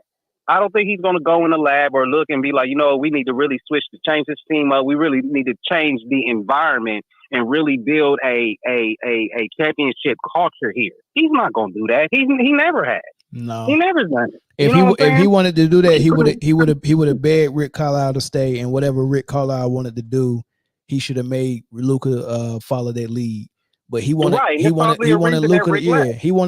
Luka to shine as much as possible, for marketing purposes and whatever else. And he was trying to have his cake and eat it too. You can't play Luka ball to get his stats and get his MVPs and get the rings. You got to pick one. Exactly. You got to pick one, but it's like it's almost like Mark Cuban is just like, you know what? I didn't get to make money off of LeBron, so I'm gonna use Luka that way. Exactly, that's exactly what he's doing. And you know what else he's doing? He reminds me of a guy that's also in Dallas with the Cowboys. You had Jimmy Johnson there. Jimmy Johnson got them boys in rings the right way. And then Jerry Jones felt like, I ain't need Jimmy Johnson no more. I can do this. And he got his ego in the way, and he was trying to build teams, and he can't do it. That's what Mark Cuban is doing. Rick Carlisle got on the ring with Dirk. He knows what he's doing. Right. Instead of him letting Rick Carlisle take the reins, he came in there with his analytics guys and was like, this is the way we need to play basketball. And he got in his own way. He literally changed everything. And we know that Rick Carlisle know the game. Hell, he was with Boston. Yeah, exactly. You know what I'm saying? So Yep. it's like it's just nonsense, and this is the stuff that I'm talking about. Like, because we've had this conversation before, man. When I'm just talking about the whole the whole politics of the game. You know what I'm saying? Because I disagree with the whole Jalen Brunson thing. I thought they should have kept Brunson. Of course, personally. Of course, they should have kept Brunson. But guess what? Guess why the world didn't know? I knew Brunson was legit. I knew he was an all-star level player. But guess why? Guess why the world didn't know that? Because the way Luka plays, it marginalized your co-star and all the role players. You get what I'm saying? So when people start coming in talking about Kyrie didn't shoot well, dude. If you give me the hardest task on the court, if you're saying Luka is the best player, why are you giving all the people that's supposed to be lesser than him the hardest task on the floor? You're telling me I have to play defense for Luka, and when Luka decides not to shoot the ball, I have to be ready to shoot it, and I have to shoot a high percentage, and I have to give him 25 to 30 points. You get what I'm saying? All while the world is his oyster, and he just get to dance and do everything. Like I got one corner that I can stand on for the role players and the shooters. His big men that set the screens, they got one path they can take: set the screen, roll, catch an alley, right? Yep. The shooters, corners, and the elbows, and his co-star is just, I'm here until Luka say I don't want the ball. It's your turn, and I have to be so good that I have to be able to get you a bucket with efficient shooting splits. That's that's ridiculous. Michael Jordan did the opposite. He said, we want to run the triangle offense. That's going to make it easy for Scottie Pippen to get everyone else involved. I can get my points however y'all wouldn't need me to get it. As soon as I catch it, one dribble, two dribble, pull up. Exactly. But see, this is another thing too that a lot of people don't really understand when it comes about the triangle. See, the system is connected to the culture. You get what I'm saying? And a lot of people don't really understand that, because a lot of these teams like Dallas, they ain't playing in no system. This Luka Dončić system. Yeah. This is that LeBron situation that's going on. And another thing that I hate about it is that it takes away from, because to me, this could have easily been a series. Now, I'm not saying that Dallas would have won, but this could have easily been a series. Oh, and that remind me too. And I said this, and I didn't say it to your show because I don't know if y'all was even had a show or whatever, but I was talking to my peoples about it. This is just my opinion. Boston intentionally lost game 4 because they didn't want to win there. They wanted to win in Boston. That's just my opinion. You might be right. And yeah, that's just my opinion, just because to me, it just wasn't a coincidence that the way they lost. I just was like, they just ain't really putting in that type of effort. They ain't really shooting like they just really want to win this game right now. I just felt it. I'm like, because really Dallas should have won game 3, but we already know who caused that. And really it ain't just Luka, because Kyrie ain't been playing well either. You know what I'm saying? He's been a little choked up or whatever you want to call it. You know what I'm saying? He ain't been playing well either. You can't play well when your game plan is go one-on-one, draw a double team, and kick out to the shooters, and then you play a team that's saying we're not doubling. Exactly, which is going to bring me to my next point too, because and then that's another thing too, is that because this is another thing too, when it comes to Dallas, when Kyrie is running the offense, they actually have more success when the ball is not in Luka's hands, because there be sometimes where Kyrie is running it. And they'll go on a little run, and then they'll go right back to giving it to Luka. And here we go with the mistakes. No, the ball's not moving. Nobody's touching the ball. Everybody's out of rhythm, and it doesn't help anybody that's on the team. And it takes away from actually these guys' value, which is going to my point as far as why I said that it could have been a series, because Dallas actually has some decent guys on that team that can play. Of course. But because they weren't moving the ball, they weren't as effective to show their talent. So now they're still stuck as looked at as, oh, these just some guys that could be tradable or just be, little pieces on teams here and now or whatever. Yeah. Lively is a good player. PJ's a good player. I forgot the little light-skinned dude. It's a few of them. I can't remember the light-skinned dude's name. Yeah. You know what I'm saying? And then the rotations that Jason Kidd was doing, I wasn't feeling that. But they pulled Tim Hardaway out of the rotation because his dad said that Luka wasn't a leader last year. That's corny though. But that's corny. I'm not gonna take nobody out, they son out, because that's corny if that's the reason. But my thing is that it goes back to, I don't know. That's like, it's like I want to judge Kid, but at the same time, it goes back to what we saying about Mark Cuban. Kid only has as much control as Mark Cuban gives him, allows him to have. You know what I mean? Yeah. And we already know Mark Cuban is on some BS. And that Jalen Brunson, when he did that year, when he let him go for nothing, I was like, oh, okay.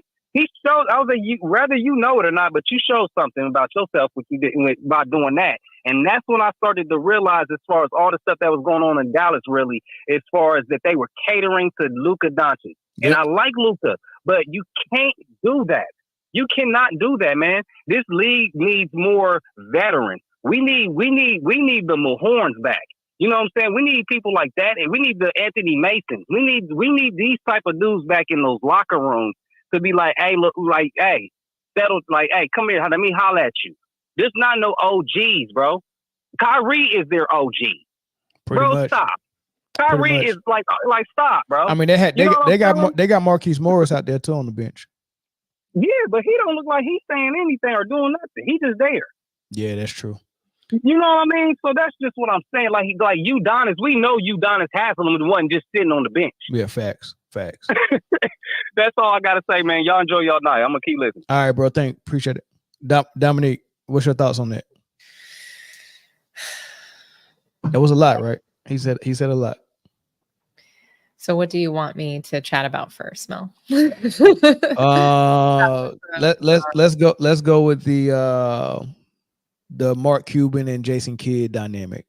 Whose offense is this that they're running? Oh, for sure. I think that Jason Kidd is coming into being told what to do. I don't think that this is something he agrees to. He played for the Mavericks and knows what winning basketball looks like. He won a championship for that team, right? So he knows what winning basketball looks like. This is definitely not his offense or his game plan, but he's been charged with creating a game plan for this. Figure out how to win under these circumstances. You know, it's just kind of like saying that you have to, you have to cook with no utensils. And so that's what Jason Kidd has been charged with doing. And he's in between a rock and a hard place. And I think he's got one of the most difficult positions, in the league, similar to how the Lakers have to coach. You have to. So you basically saying that Jason Kidd went to a non-black household and they said make some soul food with the seasoning we got in our cabinet. Exactly. And I think they told him that Luka's got a little flavor, that he can cook like a black guy. I think that's what they told him. Like, hey, we have some version of, some spice and some flavor here. So you can make some dirty rice with this. And I think that they've been able to get to the finals. And for some teams, there's a ceiling. And I think that the Mavs will be at this ceiling. They probably won't even make it back to the finals in the next 2 or 3 seasons unless. I don't think so either. They're not even going to make it back because the competition is only going to get greater. Yeah, they're not getting, especially not out of the West. And you know how much cheating they had to do to get them past OKC and Minnesota? There's only so much you can do. Oh, so Lord, again, like Boston, what they've been able to do is create game plans around that. Any smart team, any smart coach, what they do is game plan. They game plan for the refs and for the players, right? So what we saw Joe Mazzulla do, and we really do have to give him credit for his coaching. Yeah, for sure. Because he went ahead and he created a game plan to stop Kyrie and Luka. And those how long, Carla? We gonna get you right after she finished. My bad. We have to give the coaching credit. And I think that the rest of the league is going to follow suit. All they're going to do is copy their game plan, right? Yeah. They knew what the game plan was for Kyrie years ago. So they were able to stop him pretty much immediately all series because they've already beaten him. They swept him and kept Kevin Durant in 2021. And so now what they were able to do is create that game plan for both of them because they see, like, I think you called it out, Mel, a couple games ago where they weren't always double teaming them. They would bring the double team at certain points. So Kyrie loses vision as he's spinning in the lane. And so that's when the double team would come to him. That's what I saw. He lost his visual awareness and then boom, the double team is right there. Yeah. And, it's really great coaching. And I think that the rest of the team is going to follow that. They're going to just copy some of these strategies that they saw against the Mavericks and how they completely lost it. And what they did, what they were able to do to Luka, you don't think people are just going to study this film? They're not going back to the finals next year. That's not going to happen. And it doesn't matter what player they get. Yeah. All right, caller from Michigan. Go ahead. You know, it's your boy World Breaker, man. Your favorite, man. What's up? You finally got finally grew a pair and called in, man. What's up? Hey, What's World good? Breaker. What's up? I be calling. It's just you got so many people calling. Now it's kind of hard to get on the phone. You know what? I remember your voice, man. I think you called in like last month, didn't you? Yeah. Okay, I remember your voice. You definitely got cooked. Go ahead. Let me hear what you got to say. You have the floor. Yeah. I'm gonna keep us on topic, but I just had a question. So if I take the ball out of Luka's hands, who does the ball go to? In my opinion, I'll be real quick and then I'll let Dominique go. But in my opinion, when they had Brunson, it should have been in Brunson's hand, and we seen that that's true. Well, I'm talking about this year. This year, then you can put it in Kyrie's hand. In this playoff, you can put it in Kyrie's hand, because what that does, when Luka is playing point guard at 6'8", 230,000 pounds, you're slow on the fast break. You know, you even if you play good defense and you get a miss, and you're wanting Luka to run the break, he's already a score first mentality type guy, right? And he's slow, so your pace is slower.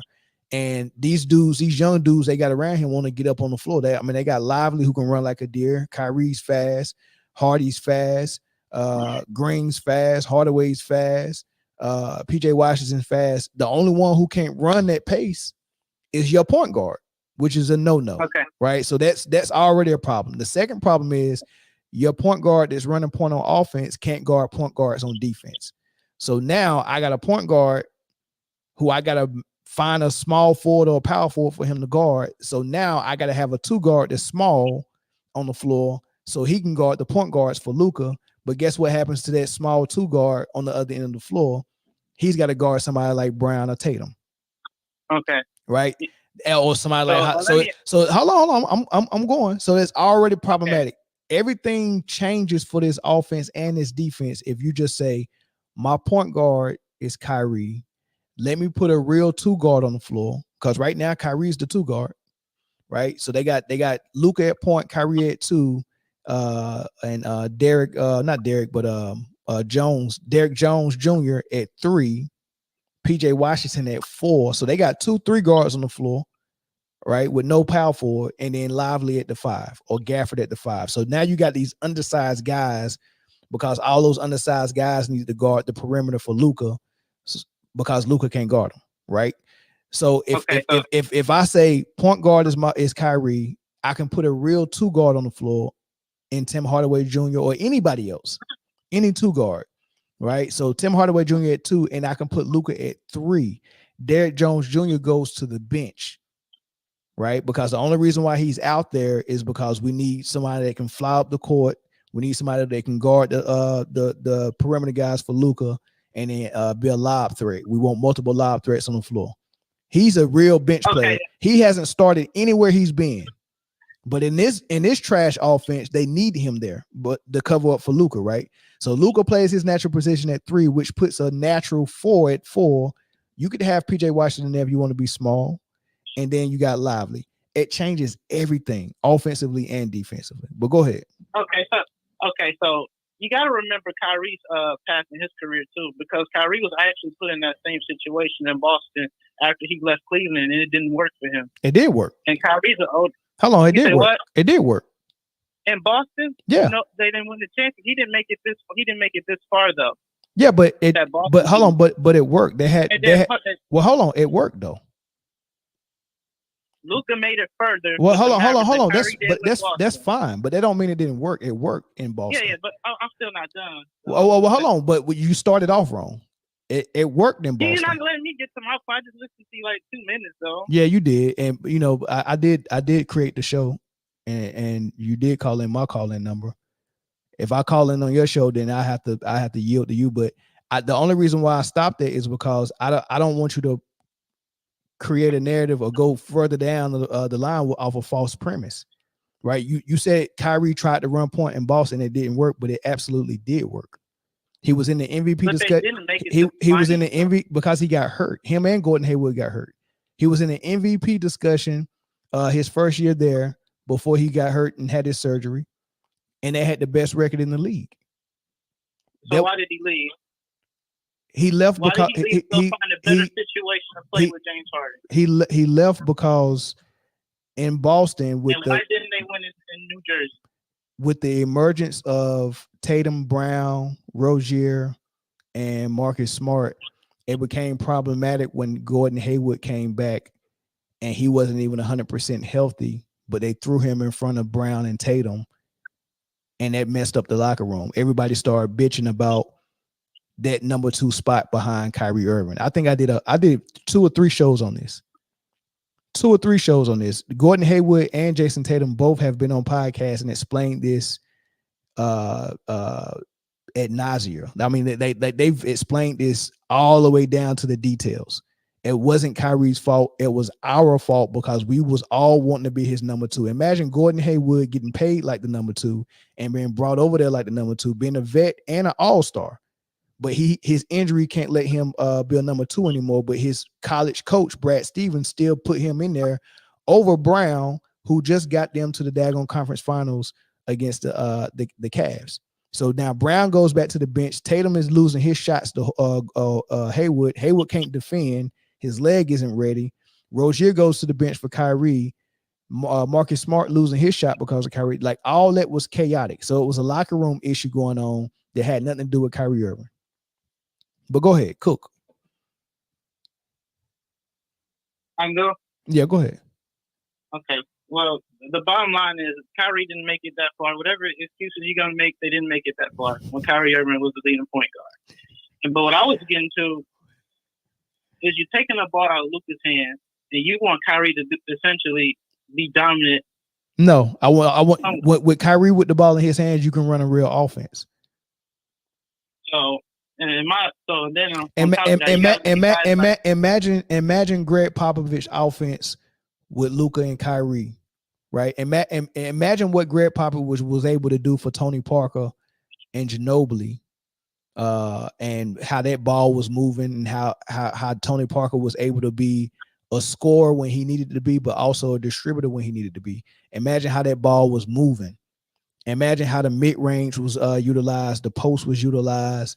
Imagine the offense where the players are moving, the ball is moving, and you're using all aspects of basketball, whether it be the post, the mid range, the driving kick, fast break game, all of the above, pick and pop, curl actions, fades, pick and roll. Where's all these actions today?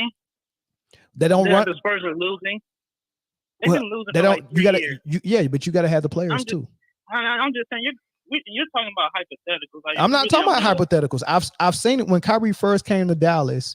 Luka was hurt. Put him in San Antonio offense, so that's a hypothetical. I'm saying anything similar to that with a ball movement. They're kind of doing it in Indiana. That's why Rick Carlisle left Dallas, because he couldn't run that offense no more. They wanted him to run 5 out based on analytics. Mark Cuban's an analytical guy. He's a smart guy. So he's telling them, hey, this is what the analytics is telling us is best for our offense. I want to do this. And Rick Carlisle was like, hell no, that's not winning basketball. I've won with the Boston Celtics as a player. I've won with your organization as a coach. I know what winning basketball is. I'm not down for this. And this little fat dude that you want to run point guard is hurting us. Okay, so when was the last time Rick Carlisle won other than 2011? He hasn't won since 2011. So what that mean? Luka made it further than Rick Carlisle did. Okay. All right, we're so your point is to keep running this offense that they run in Dallas and just keep doing that. No, I'm not saying. I was just curious of what y'all who's take. If I take the ball of Luka's hands, you can't just give it to Kyrie and think that everything just gonna get better. If you run an offense, like why would you? You want a 6'8", 235-pound point guard that's slow and don't play no defense. You want to give him point guard duties. Why? You can put better players. Why? Why? So Luka at point guard, but guess who else went to the finals before? Just because you went to the finals don't mean anything. Devin Booker got to the finals no, it don't mean nothing. What does it mean that you got to the finals? Who Allen Houston led the Knicks to the finals. It means that your basketball play is good enough to make it that far. Okay, so what does that put Allen Houston in since he got to the finals? What year is this? When they got beat by the Spurs. This is 2024. What about Reggie Miller when he got to the finals? What did it say about him because he got there? What did that mean? was 30 years ago. Like, okay, what does it mean when Iverson got there? Okay, what does it mean when Devin Booker got there? He could be a successful player. Okay, so just keep doing what they was doing. No, I'm saying there's the room for improvement. That's what I'm trying to get to. Dude, most teams that get there and lose don't name a team that got there and lost, and you can take it all the way back to Charles Barkley MVP season when he got Phoenix there. Name a team that a player had a phenomenal year and had a nice run in the playoffs and got to the finals. Name that team that lost that got back there and won. Boston is one of them. So I give you Boston. Cleveland Cavaliers. They got to the finals and lost with all their players hurt. Lost, right, without Warriors, they came back. Yeah, with all their players hurt. With all their players hurt, but their players came back healthy the next season. So, all right, you got that. All right, so you got the Cavs. You got so you got the Cavs. Who else? Let me see. You got Cavs. And whoever was doing it, I guarantee you they was running good, crisp offense, and their superstars played defense. Kobe Bryant, triangle offense, lost to the Celtics, got back there the next year, won. Yeah. But Kobe Bryant is a superstar who plays great offense. He doesn't run the point guard. He's not on the ball. He's off the ball, and he plays defense. These are things that Luka does not do. But you telling me you want to double down on that? Let's keep. Well, I'm not really getting to finish my point. All right. I'm gonna stop. I'm gonna drink while you talking. Go ahead. What I'm saying is, I think that there are players on that roster that need to change. Like Derrick Jones Jr. Is it? I'm saying if Luka gets doubled and he's passing to Derrick Jones Jr., who can't make wide open shots, he can only flash. But if Boston's crowding the lane, he can't be successful. Then you got Derek Lively, who's a rookie. Got a starting rookie at your 5. Coming off the bench. Daniel Gafford played great, but he can't hit a perimeter shot. He can't space the floor. And Boston, in some games, they beat them on the map. They just hit more threes, and they had better percentages. Dominic, you want to tell him why Lively and Derrick Jones Jr. is on the floor for them? Players, but I don't think that you could just say that it's all Luka's problem.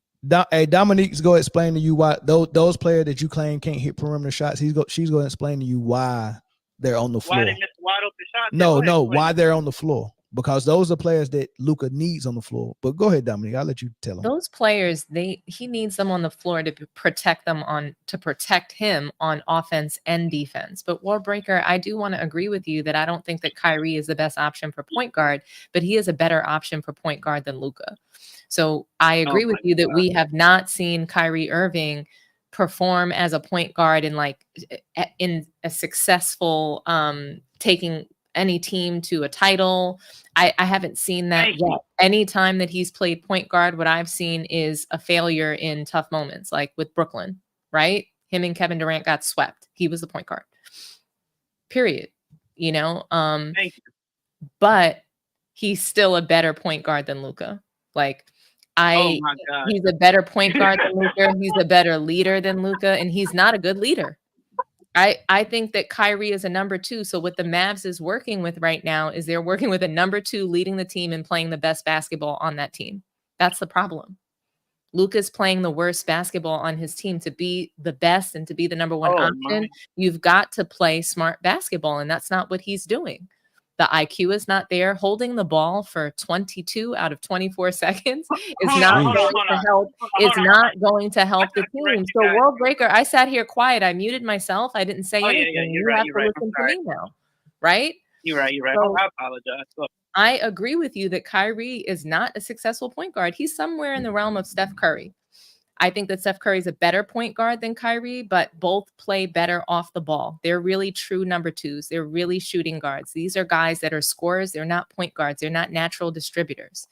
But if we have to make a point guard on the Mavs, it should not be Luka. He needs to learn how to play off the ball, and he has to play the point guard because he plays like a high schooler. He plays like a guy that needs the ball in his hands 22 out of 24 seconds, and these guys are missing wide open shots because they don't even expect the ball. They're not even getting in rhythm when they receive the ball. They don't even expect to get the ball because they expect Luka to take the ball, dribble, shoot, dish when he can't score. But that's when they have to try to figure out how to do something. They have to figure out, okay, well, whenever I'm going to get the ball, it's not going to be in some sort of, in a play, because Luka's just going to give me the ball when he can't shoot it. So I'm going to get that ball at the end of the shot clock, and then I have the most pressure as the 6th, 7th, 8th option on the team to score now. That's not winning basketball. That's not smart basketball. And he's putting his teammates in a position where they have to score with 2 seconds left on the clock. That doesn't work. Okay. That's not winning basketball. And he's turning the ball over. Somebody said 7 turnovers. Like, I can't even count how many turnovers he's had in this season. Can anybody tell me and pull it up? Yeah, he probably leading the league in turnovers this season. For sure, leads the league in turnovers. Yeah, go ahead. Okay, I get we have our opinions, but at some point we do got to take a look into the data, right? If you can even look this up on NBA.com. The Mavericks are 3rd highest average for passes made per game.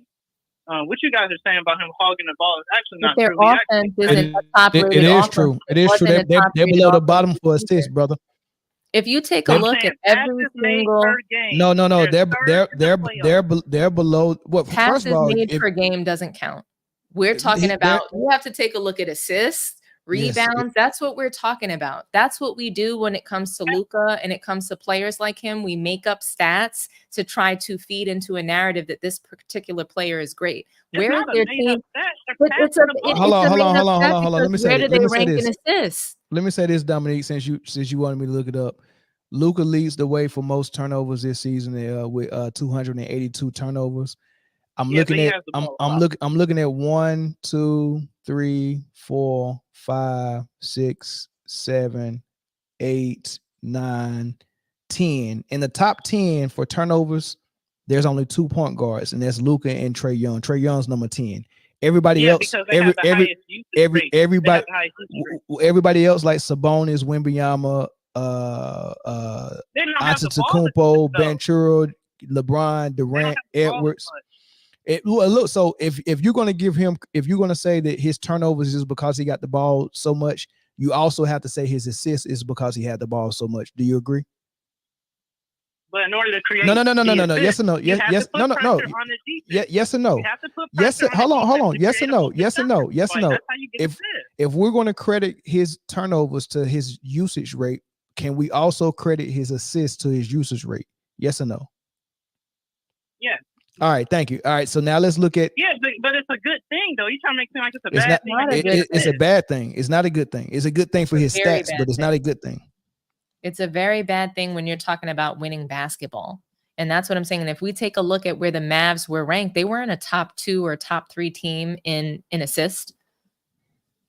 Not at all. So they weren't even a top 3 team in overall offense. So their offense is bad. And that's what the data says. So if you're looking at NBA.com and you go through if you look at 3-point shots made, if you look at, I think they only led the league in one category as a top 3 team. I don't think they were number 1 in anything, but I'm pretty certain that they were ranked low in defense. I think 19th overall defense.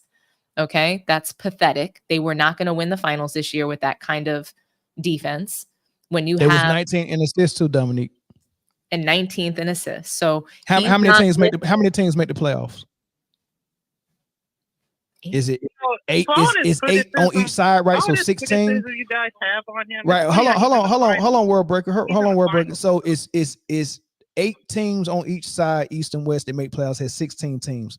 The Mavericks was not a playoff type team as far as assists. That was 19. So that means they wasn't on par with the playoff teams. 19 in assists. Where were they ranked overall offense? What is Luka doing to lift the team? Your stats, all of those stats, triple doubles, assists, they have to lift the team. He's punishing one-on-one matches. He's been dominating throughout this whole playoffs. Yeah, but they don't need. Hold on, you don't need one player to make your offense for you and create wide open shots. Like coaches have schemed wide open shots just with an offense. Like the triangle offense get you wide open shots. You didn't need one player breaking down the defense to create wide open shots. You don't need that. You if you run a real offense, you'll get wide open shots just off running offense. All right, so let me ask you this: what's the team that's running the offense, not named Boston? Boston, San Antonio, Indiana. So they're taking in the lottery. Hold on. Indiana Pacers. Didn't make it to the finals. Oklahoma City Thunder. Got beat by the Mavericks and Luka. Jokic in Denver. Didn't even make it. Edwards in Minnesota. It's a lot of teams running offense. Yeah, and Luka a lot of teams are running offense. He beat all these teams other than Boston. Okay, so that validates their offense. So you like that? So you like one man hero ball better than team? I just like to see people win. That's what I like to see. You just like to see them go to the finals because you said get into the finals is all that's acceptable for you. So is it winning or is it getting to the finals? Because the objective is to win. And you made it sound to us like, hey, they made it to the finals. That's all I need. No, but I like to see title. Trying to make it seem like Luka is less than, and he's hurting the team.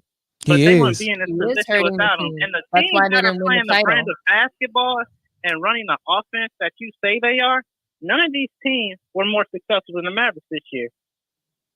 Hey, Marty, you said if Luka was a black guy, would we be saying he's the best in the NBA? Let's be honest. Absolutely not. If he was a black guy, he would be LeBron James without the athleticism.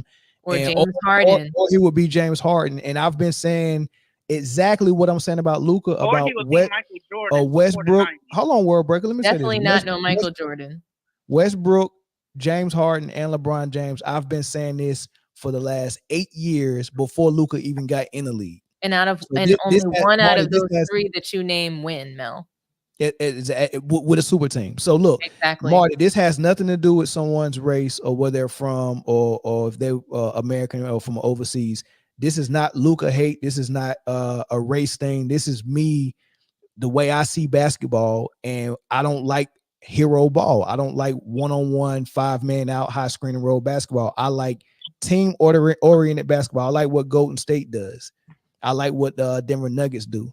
The ball moves, the players moves. It's equal opportunity to make a play. It's not one man making a play for everyone. That's the dumbest way to play basketball in the world. But go ahead. But you know what, though, Mel? Something that you said was interesting. You mentioned overseas. This isn't about players being from overseas, but at the end of the day, in Europe, every kid in a public school is evaluated for athletic talent, okay? And they have certain resources that like, if we had them in the U.S., there probably would be, like, we would see so many more Michael Jordans potentially if they were doing for Luka, if they were doing these things here in America for players, whereas he's been conditioned to have since he was 6 or 7 years old. That's all that I'm saying is Luka's had a lot of advantages and resources. He's been playing professionally since a young teen.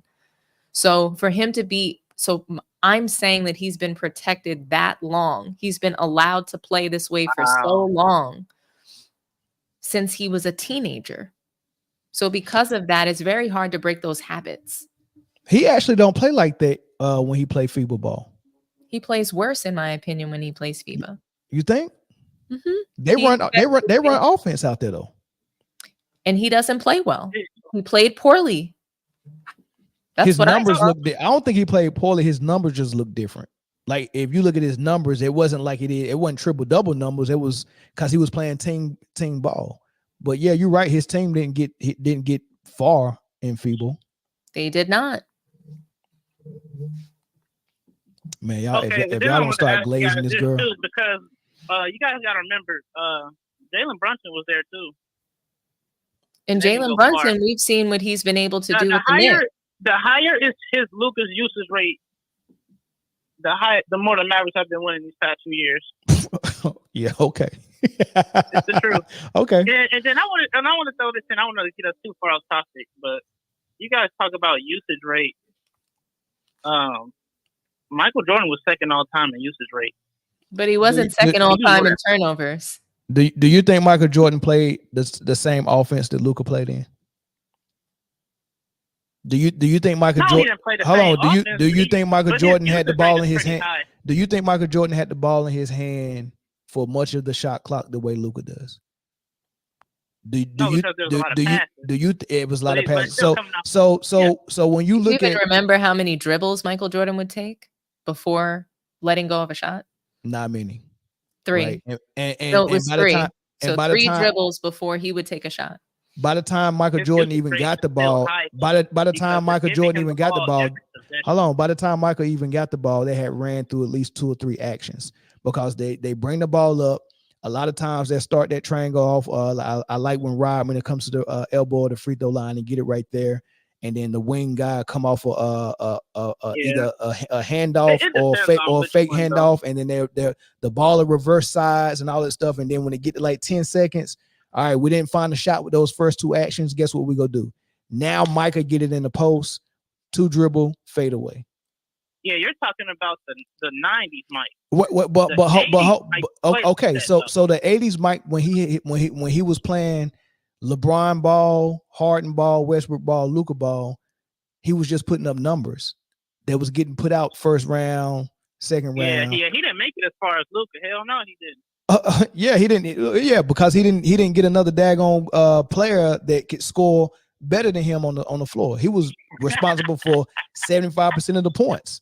And then he played defense, right? So you get what I'm saying? So when people say usage rate is high for MJ, just as it is for Luka, they try to mush that together and make it okay for Luka. No, it's that usage rate for MJ. That lets you know you shouldn't be trusting the usage rate. Okay, I was just saying, like, you guys are trying to make it seem like this is the first time somebody's had a high usage rate, and then you always say LeBron. There's like 8 guys ahead of LeBron on the usage rate. For a total career. You guys know that? Is reality. I get that, but no one is trying to make it seem like these things. No one said that. No one said Luka's the first person that had a high usage rate. We're saying that his usage doesn't work and that it's not winning basketball. That's what we're saying. Hey, do I got any moderators in the chat? Hey, Roland Curtis, Marty, this guy that's on the screen right here, ban him for life. This dude, I mean, you're not about to come in here and shout and say somebody's racist if they don't agree where Jokic and Luka supposed to be ranked at. We racist if we don't agree with that. Hey, Roland Curtis, please ban him for life. We don't do that here. Yeah, kick him out of here. Ban him. Hey, World Breaker, we appreciate the call, man. We're gonna move on though. Yeah, man. My bad, man. It was a good conversation, man. Maybe I'll call. That wasn't a good conversation. I mean, come on, man. You cook well done, man. Dominique really cooks you well done, man. So. No. It was a good conversation. Yeah, for sure, man. I appreciate you, man. Thanks for calling. See you there. All right, thanks, man. What you think about that, Dominique? Man, it's hard because people, they hear things that we didn't say sometimes. And I think that, emotions run high when we're talking about their favorite player. And, for those who really like Luka, we're not saying that he's a horrible person. We're not saying that he's bad because he's white. We're saying that the way that he plays is not winning basketball. And I think that that's really important for people to understand. So, it sucks to see people get banned for life, but, that's unfortunate. World Breaker, I felt like the point that he was trying to make, it wasn't quite there. So I was trying to help him a little bit because I understand what he's saying about Kyrie. I think sometimes people don't want to blame him at all, say that he's so great, but the fact is he didn't play that well throughout the playoffs. He would maybe turn it on in the fourth quarter, but you didn't know if he was going to do that or not. But also when you take a look at the way that Luka plays, he's just left with the scraps. So Luka's the number one option that is giving him his leftovers. Like, hey, I'm going to eat this whole plate of food, all 4 courses, and then I might give you, the fat at the end of the steak that I don't like to eat, that I chewed up and had to spit back out on my plate. So that's what Kyrie Irving is left with on the court oftentimes. And it's unfair to place equal blame on him. I'm okay with people saying, hey, he shot 5 for 25. I'm okay with that, because there were times when he had wide open looks that he missed. He couldn't get into rhythm. And it's partially because Luka is giving him these leftovers that are bad leftovers. It was even worse than what LeBron do. I mean, even LeBron, see, the difference between Luka and LeBron is you didn't have to, on one end, cover up for LeBron's defense because he was so bad. Exactly. Right? You didn't have to do that when he was in Cleveland. Especially not in 2016. Right. And then also on the offensive end, LeBron would get into a mode where, I mean, it was perfect for LeBron because he didn't 100% trust his jump shot and his 3-point so much. So he would get downhill and try to get to the hole and draw a double team and then make those passes to people like Kyrie or J.R. Smith or Kevin Love, right? So he would go in the mode where like, all right, I'm going to pass. I'm going to get people involved. Luka also thinks he's such a great scorer and a great shooter that I can't get to the hole. I'm going to step back and pull this 3, and it's a horrible shot. Right. Absolutely a horrible shot. I don't care if he makes it or not. It's a horrible shot. Bad shot selection. I think, the true difference between Luka and LeBron is that Luka believes in himself, full stop.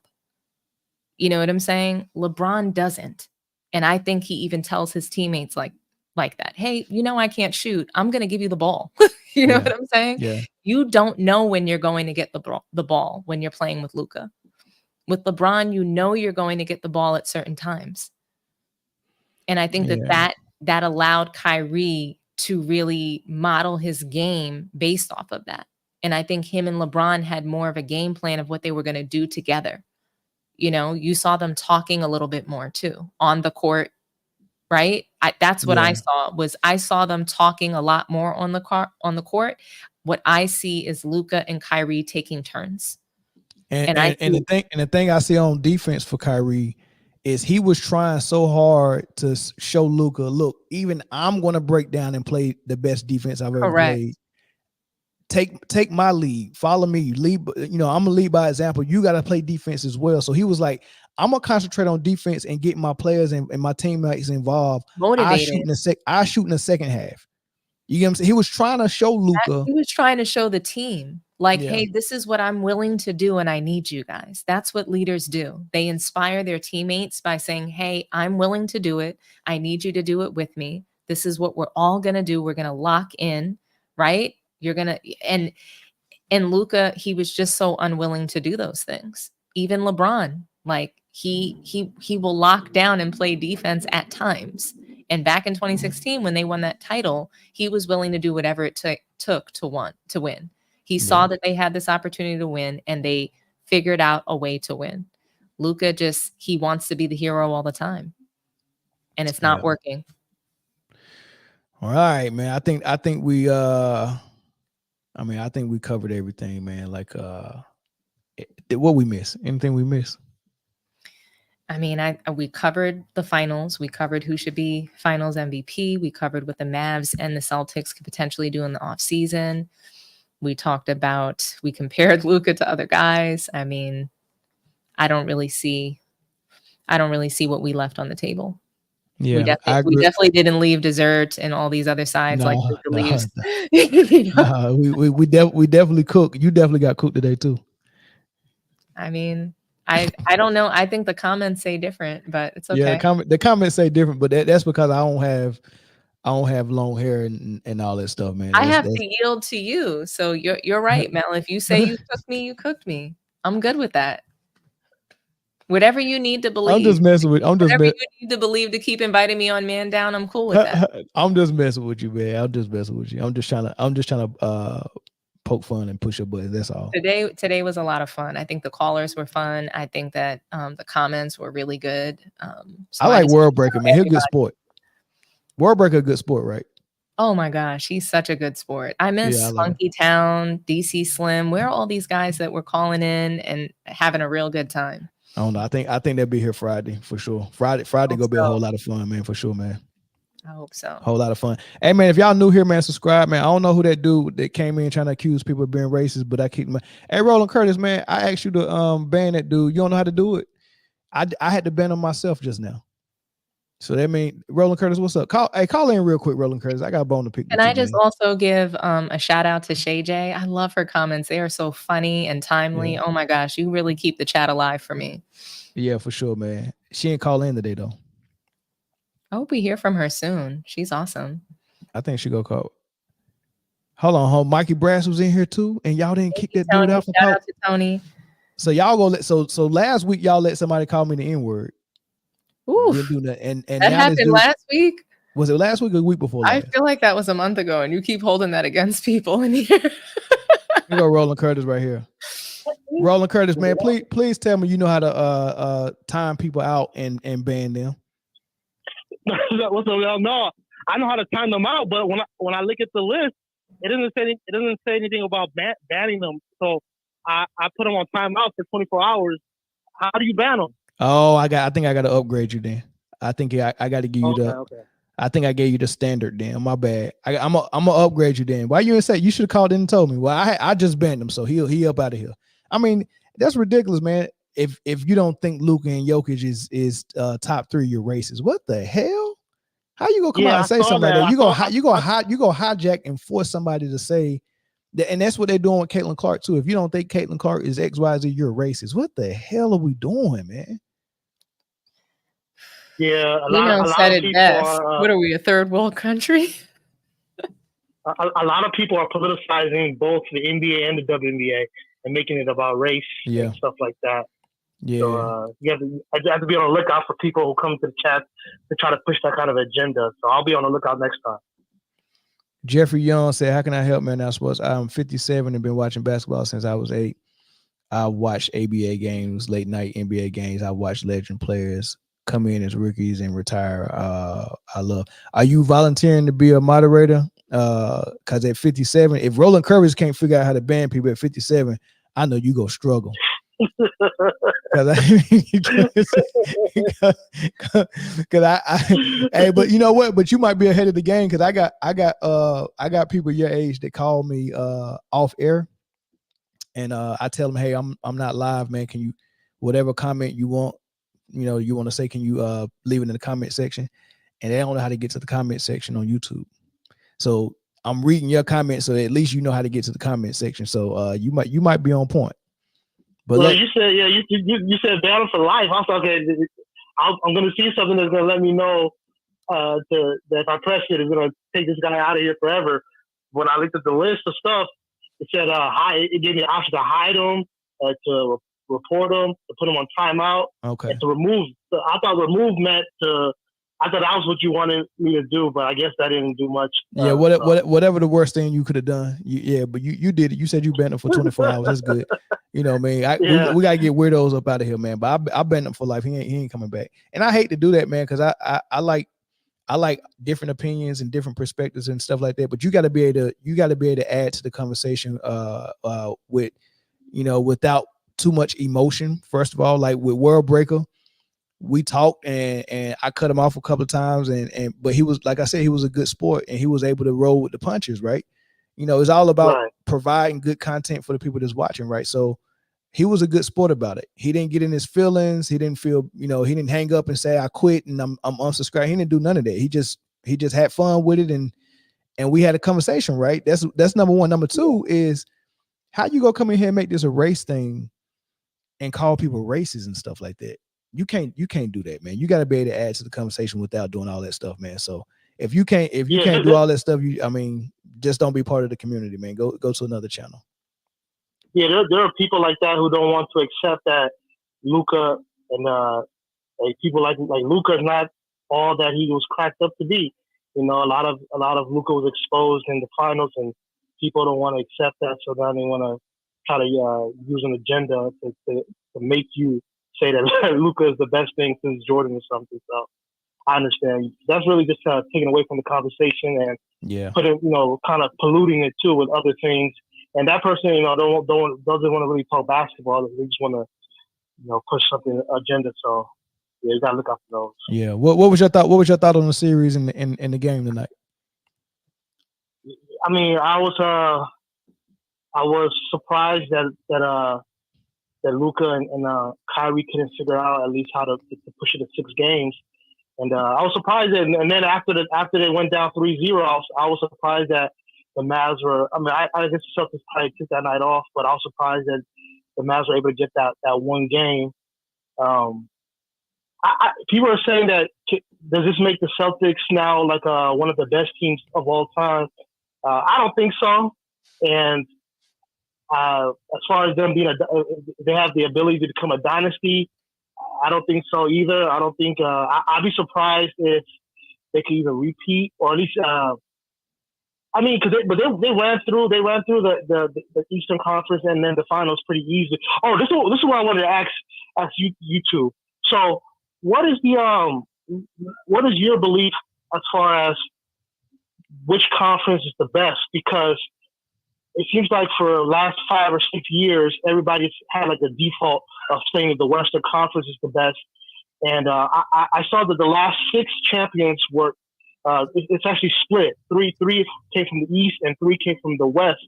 But if you don't count the bubble championship in 2020, then 3 came from the East and only 2 came from the West. So which conference do you think is better right now? The best conference? Dominique?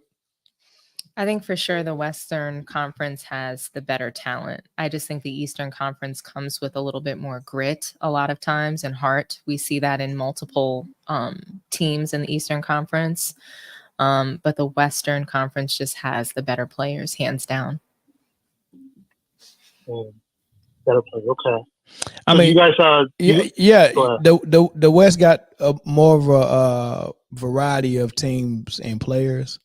But Boston was by far the best team in the league this year. So the Eastern Conference had the best team, but more of the better teams was on the West, man. You had OKC, you had Denver, you had I'm not gonna count Dallas or Phoenix. I don't think Dallas was really but OKC, Minnesota, Denver, and it was one more. Who am I missing? In the West? Yeah.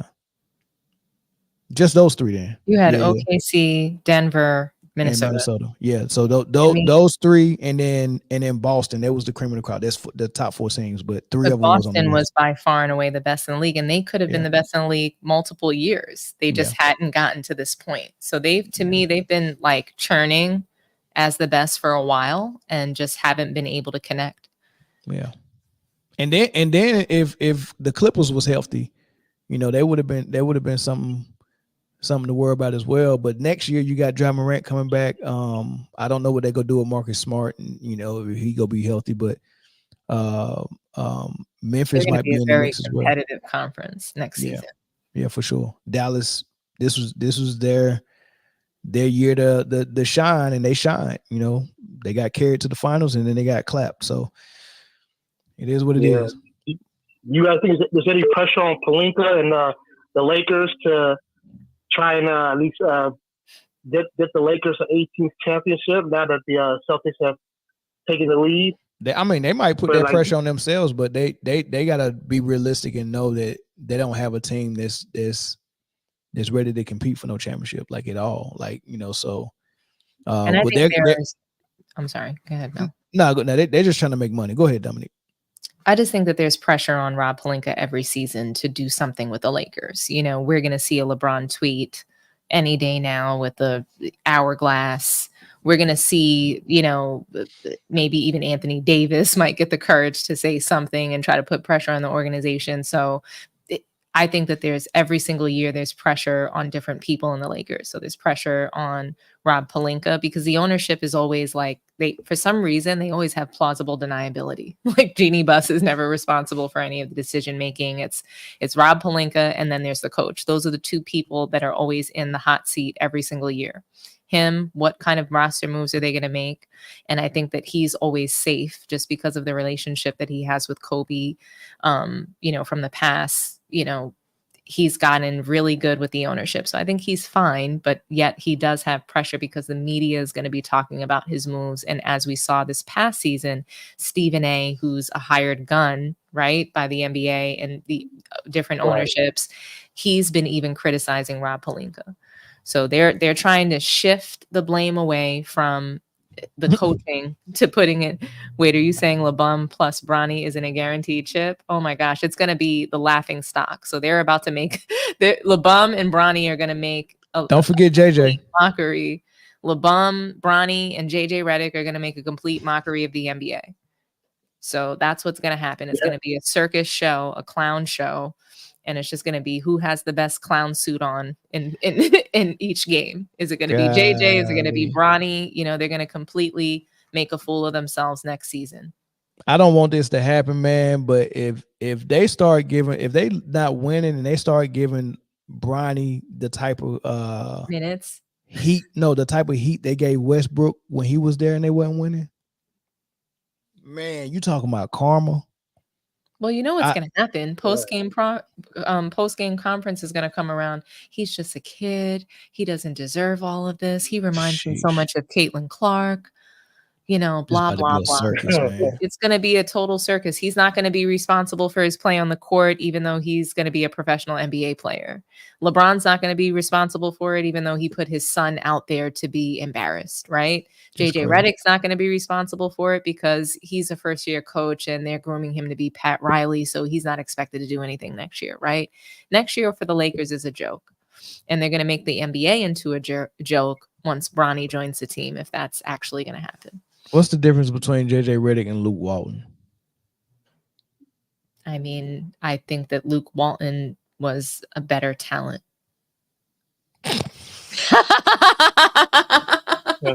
Sorry, I couldn't say that with a straight face. Nothing.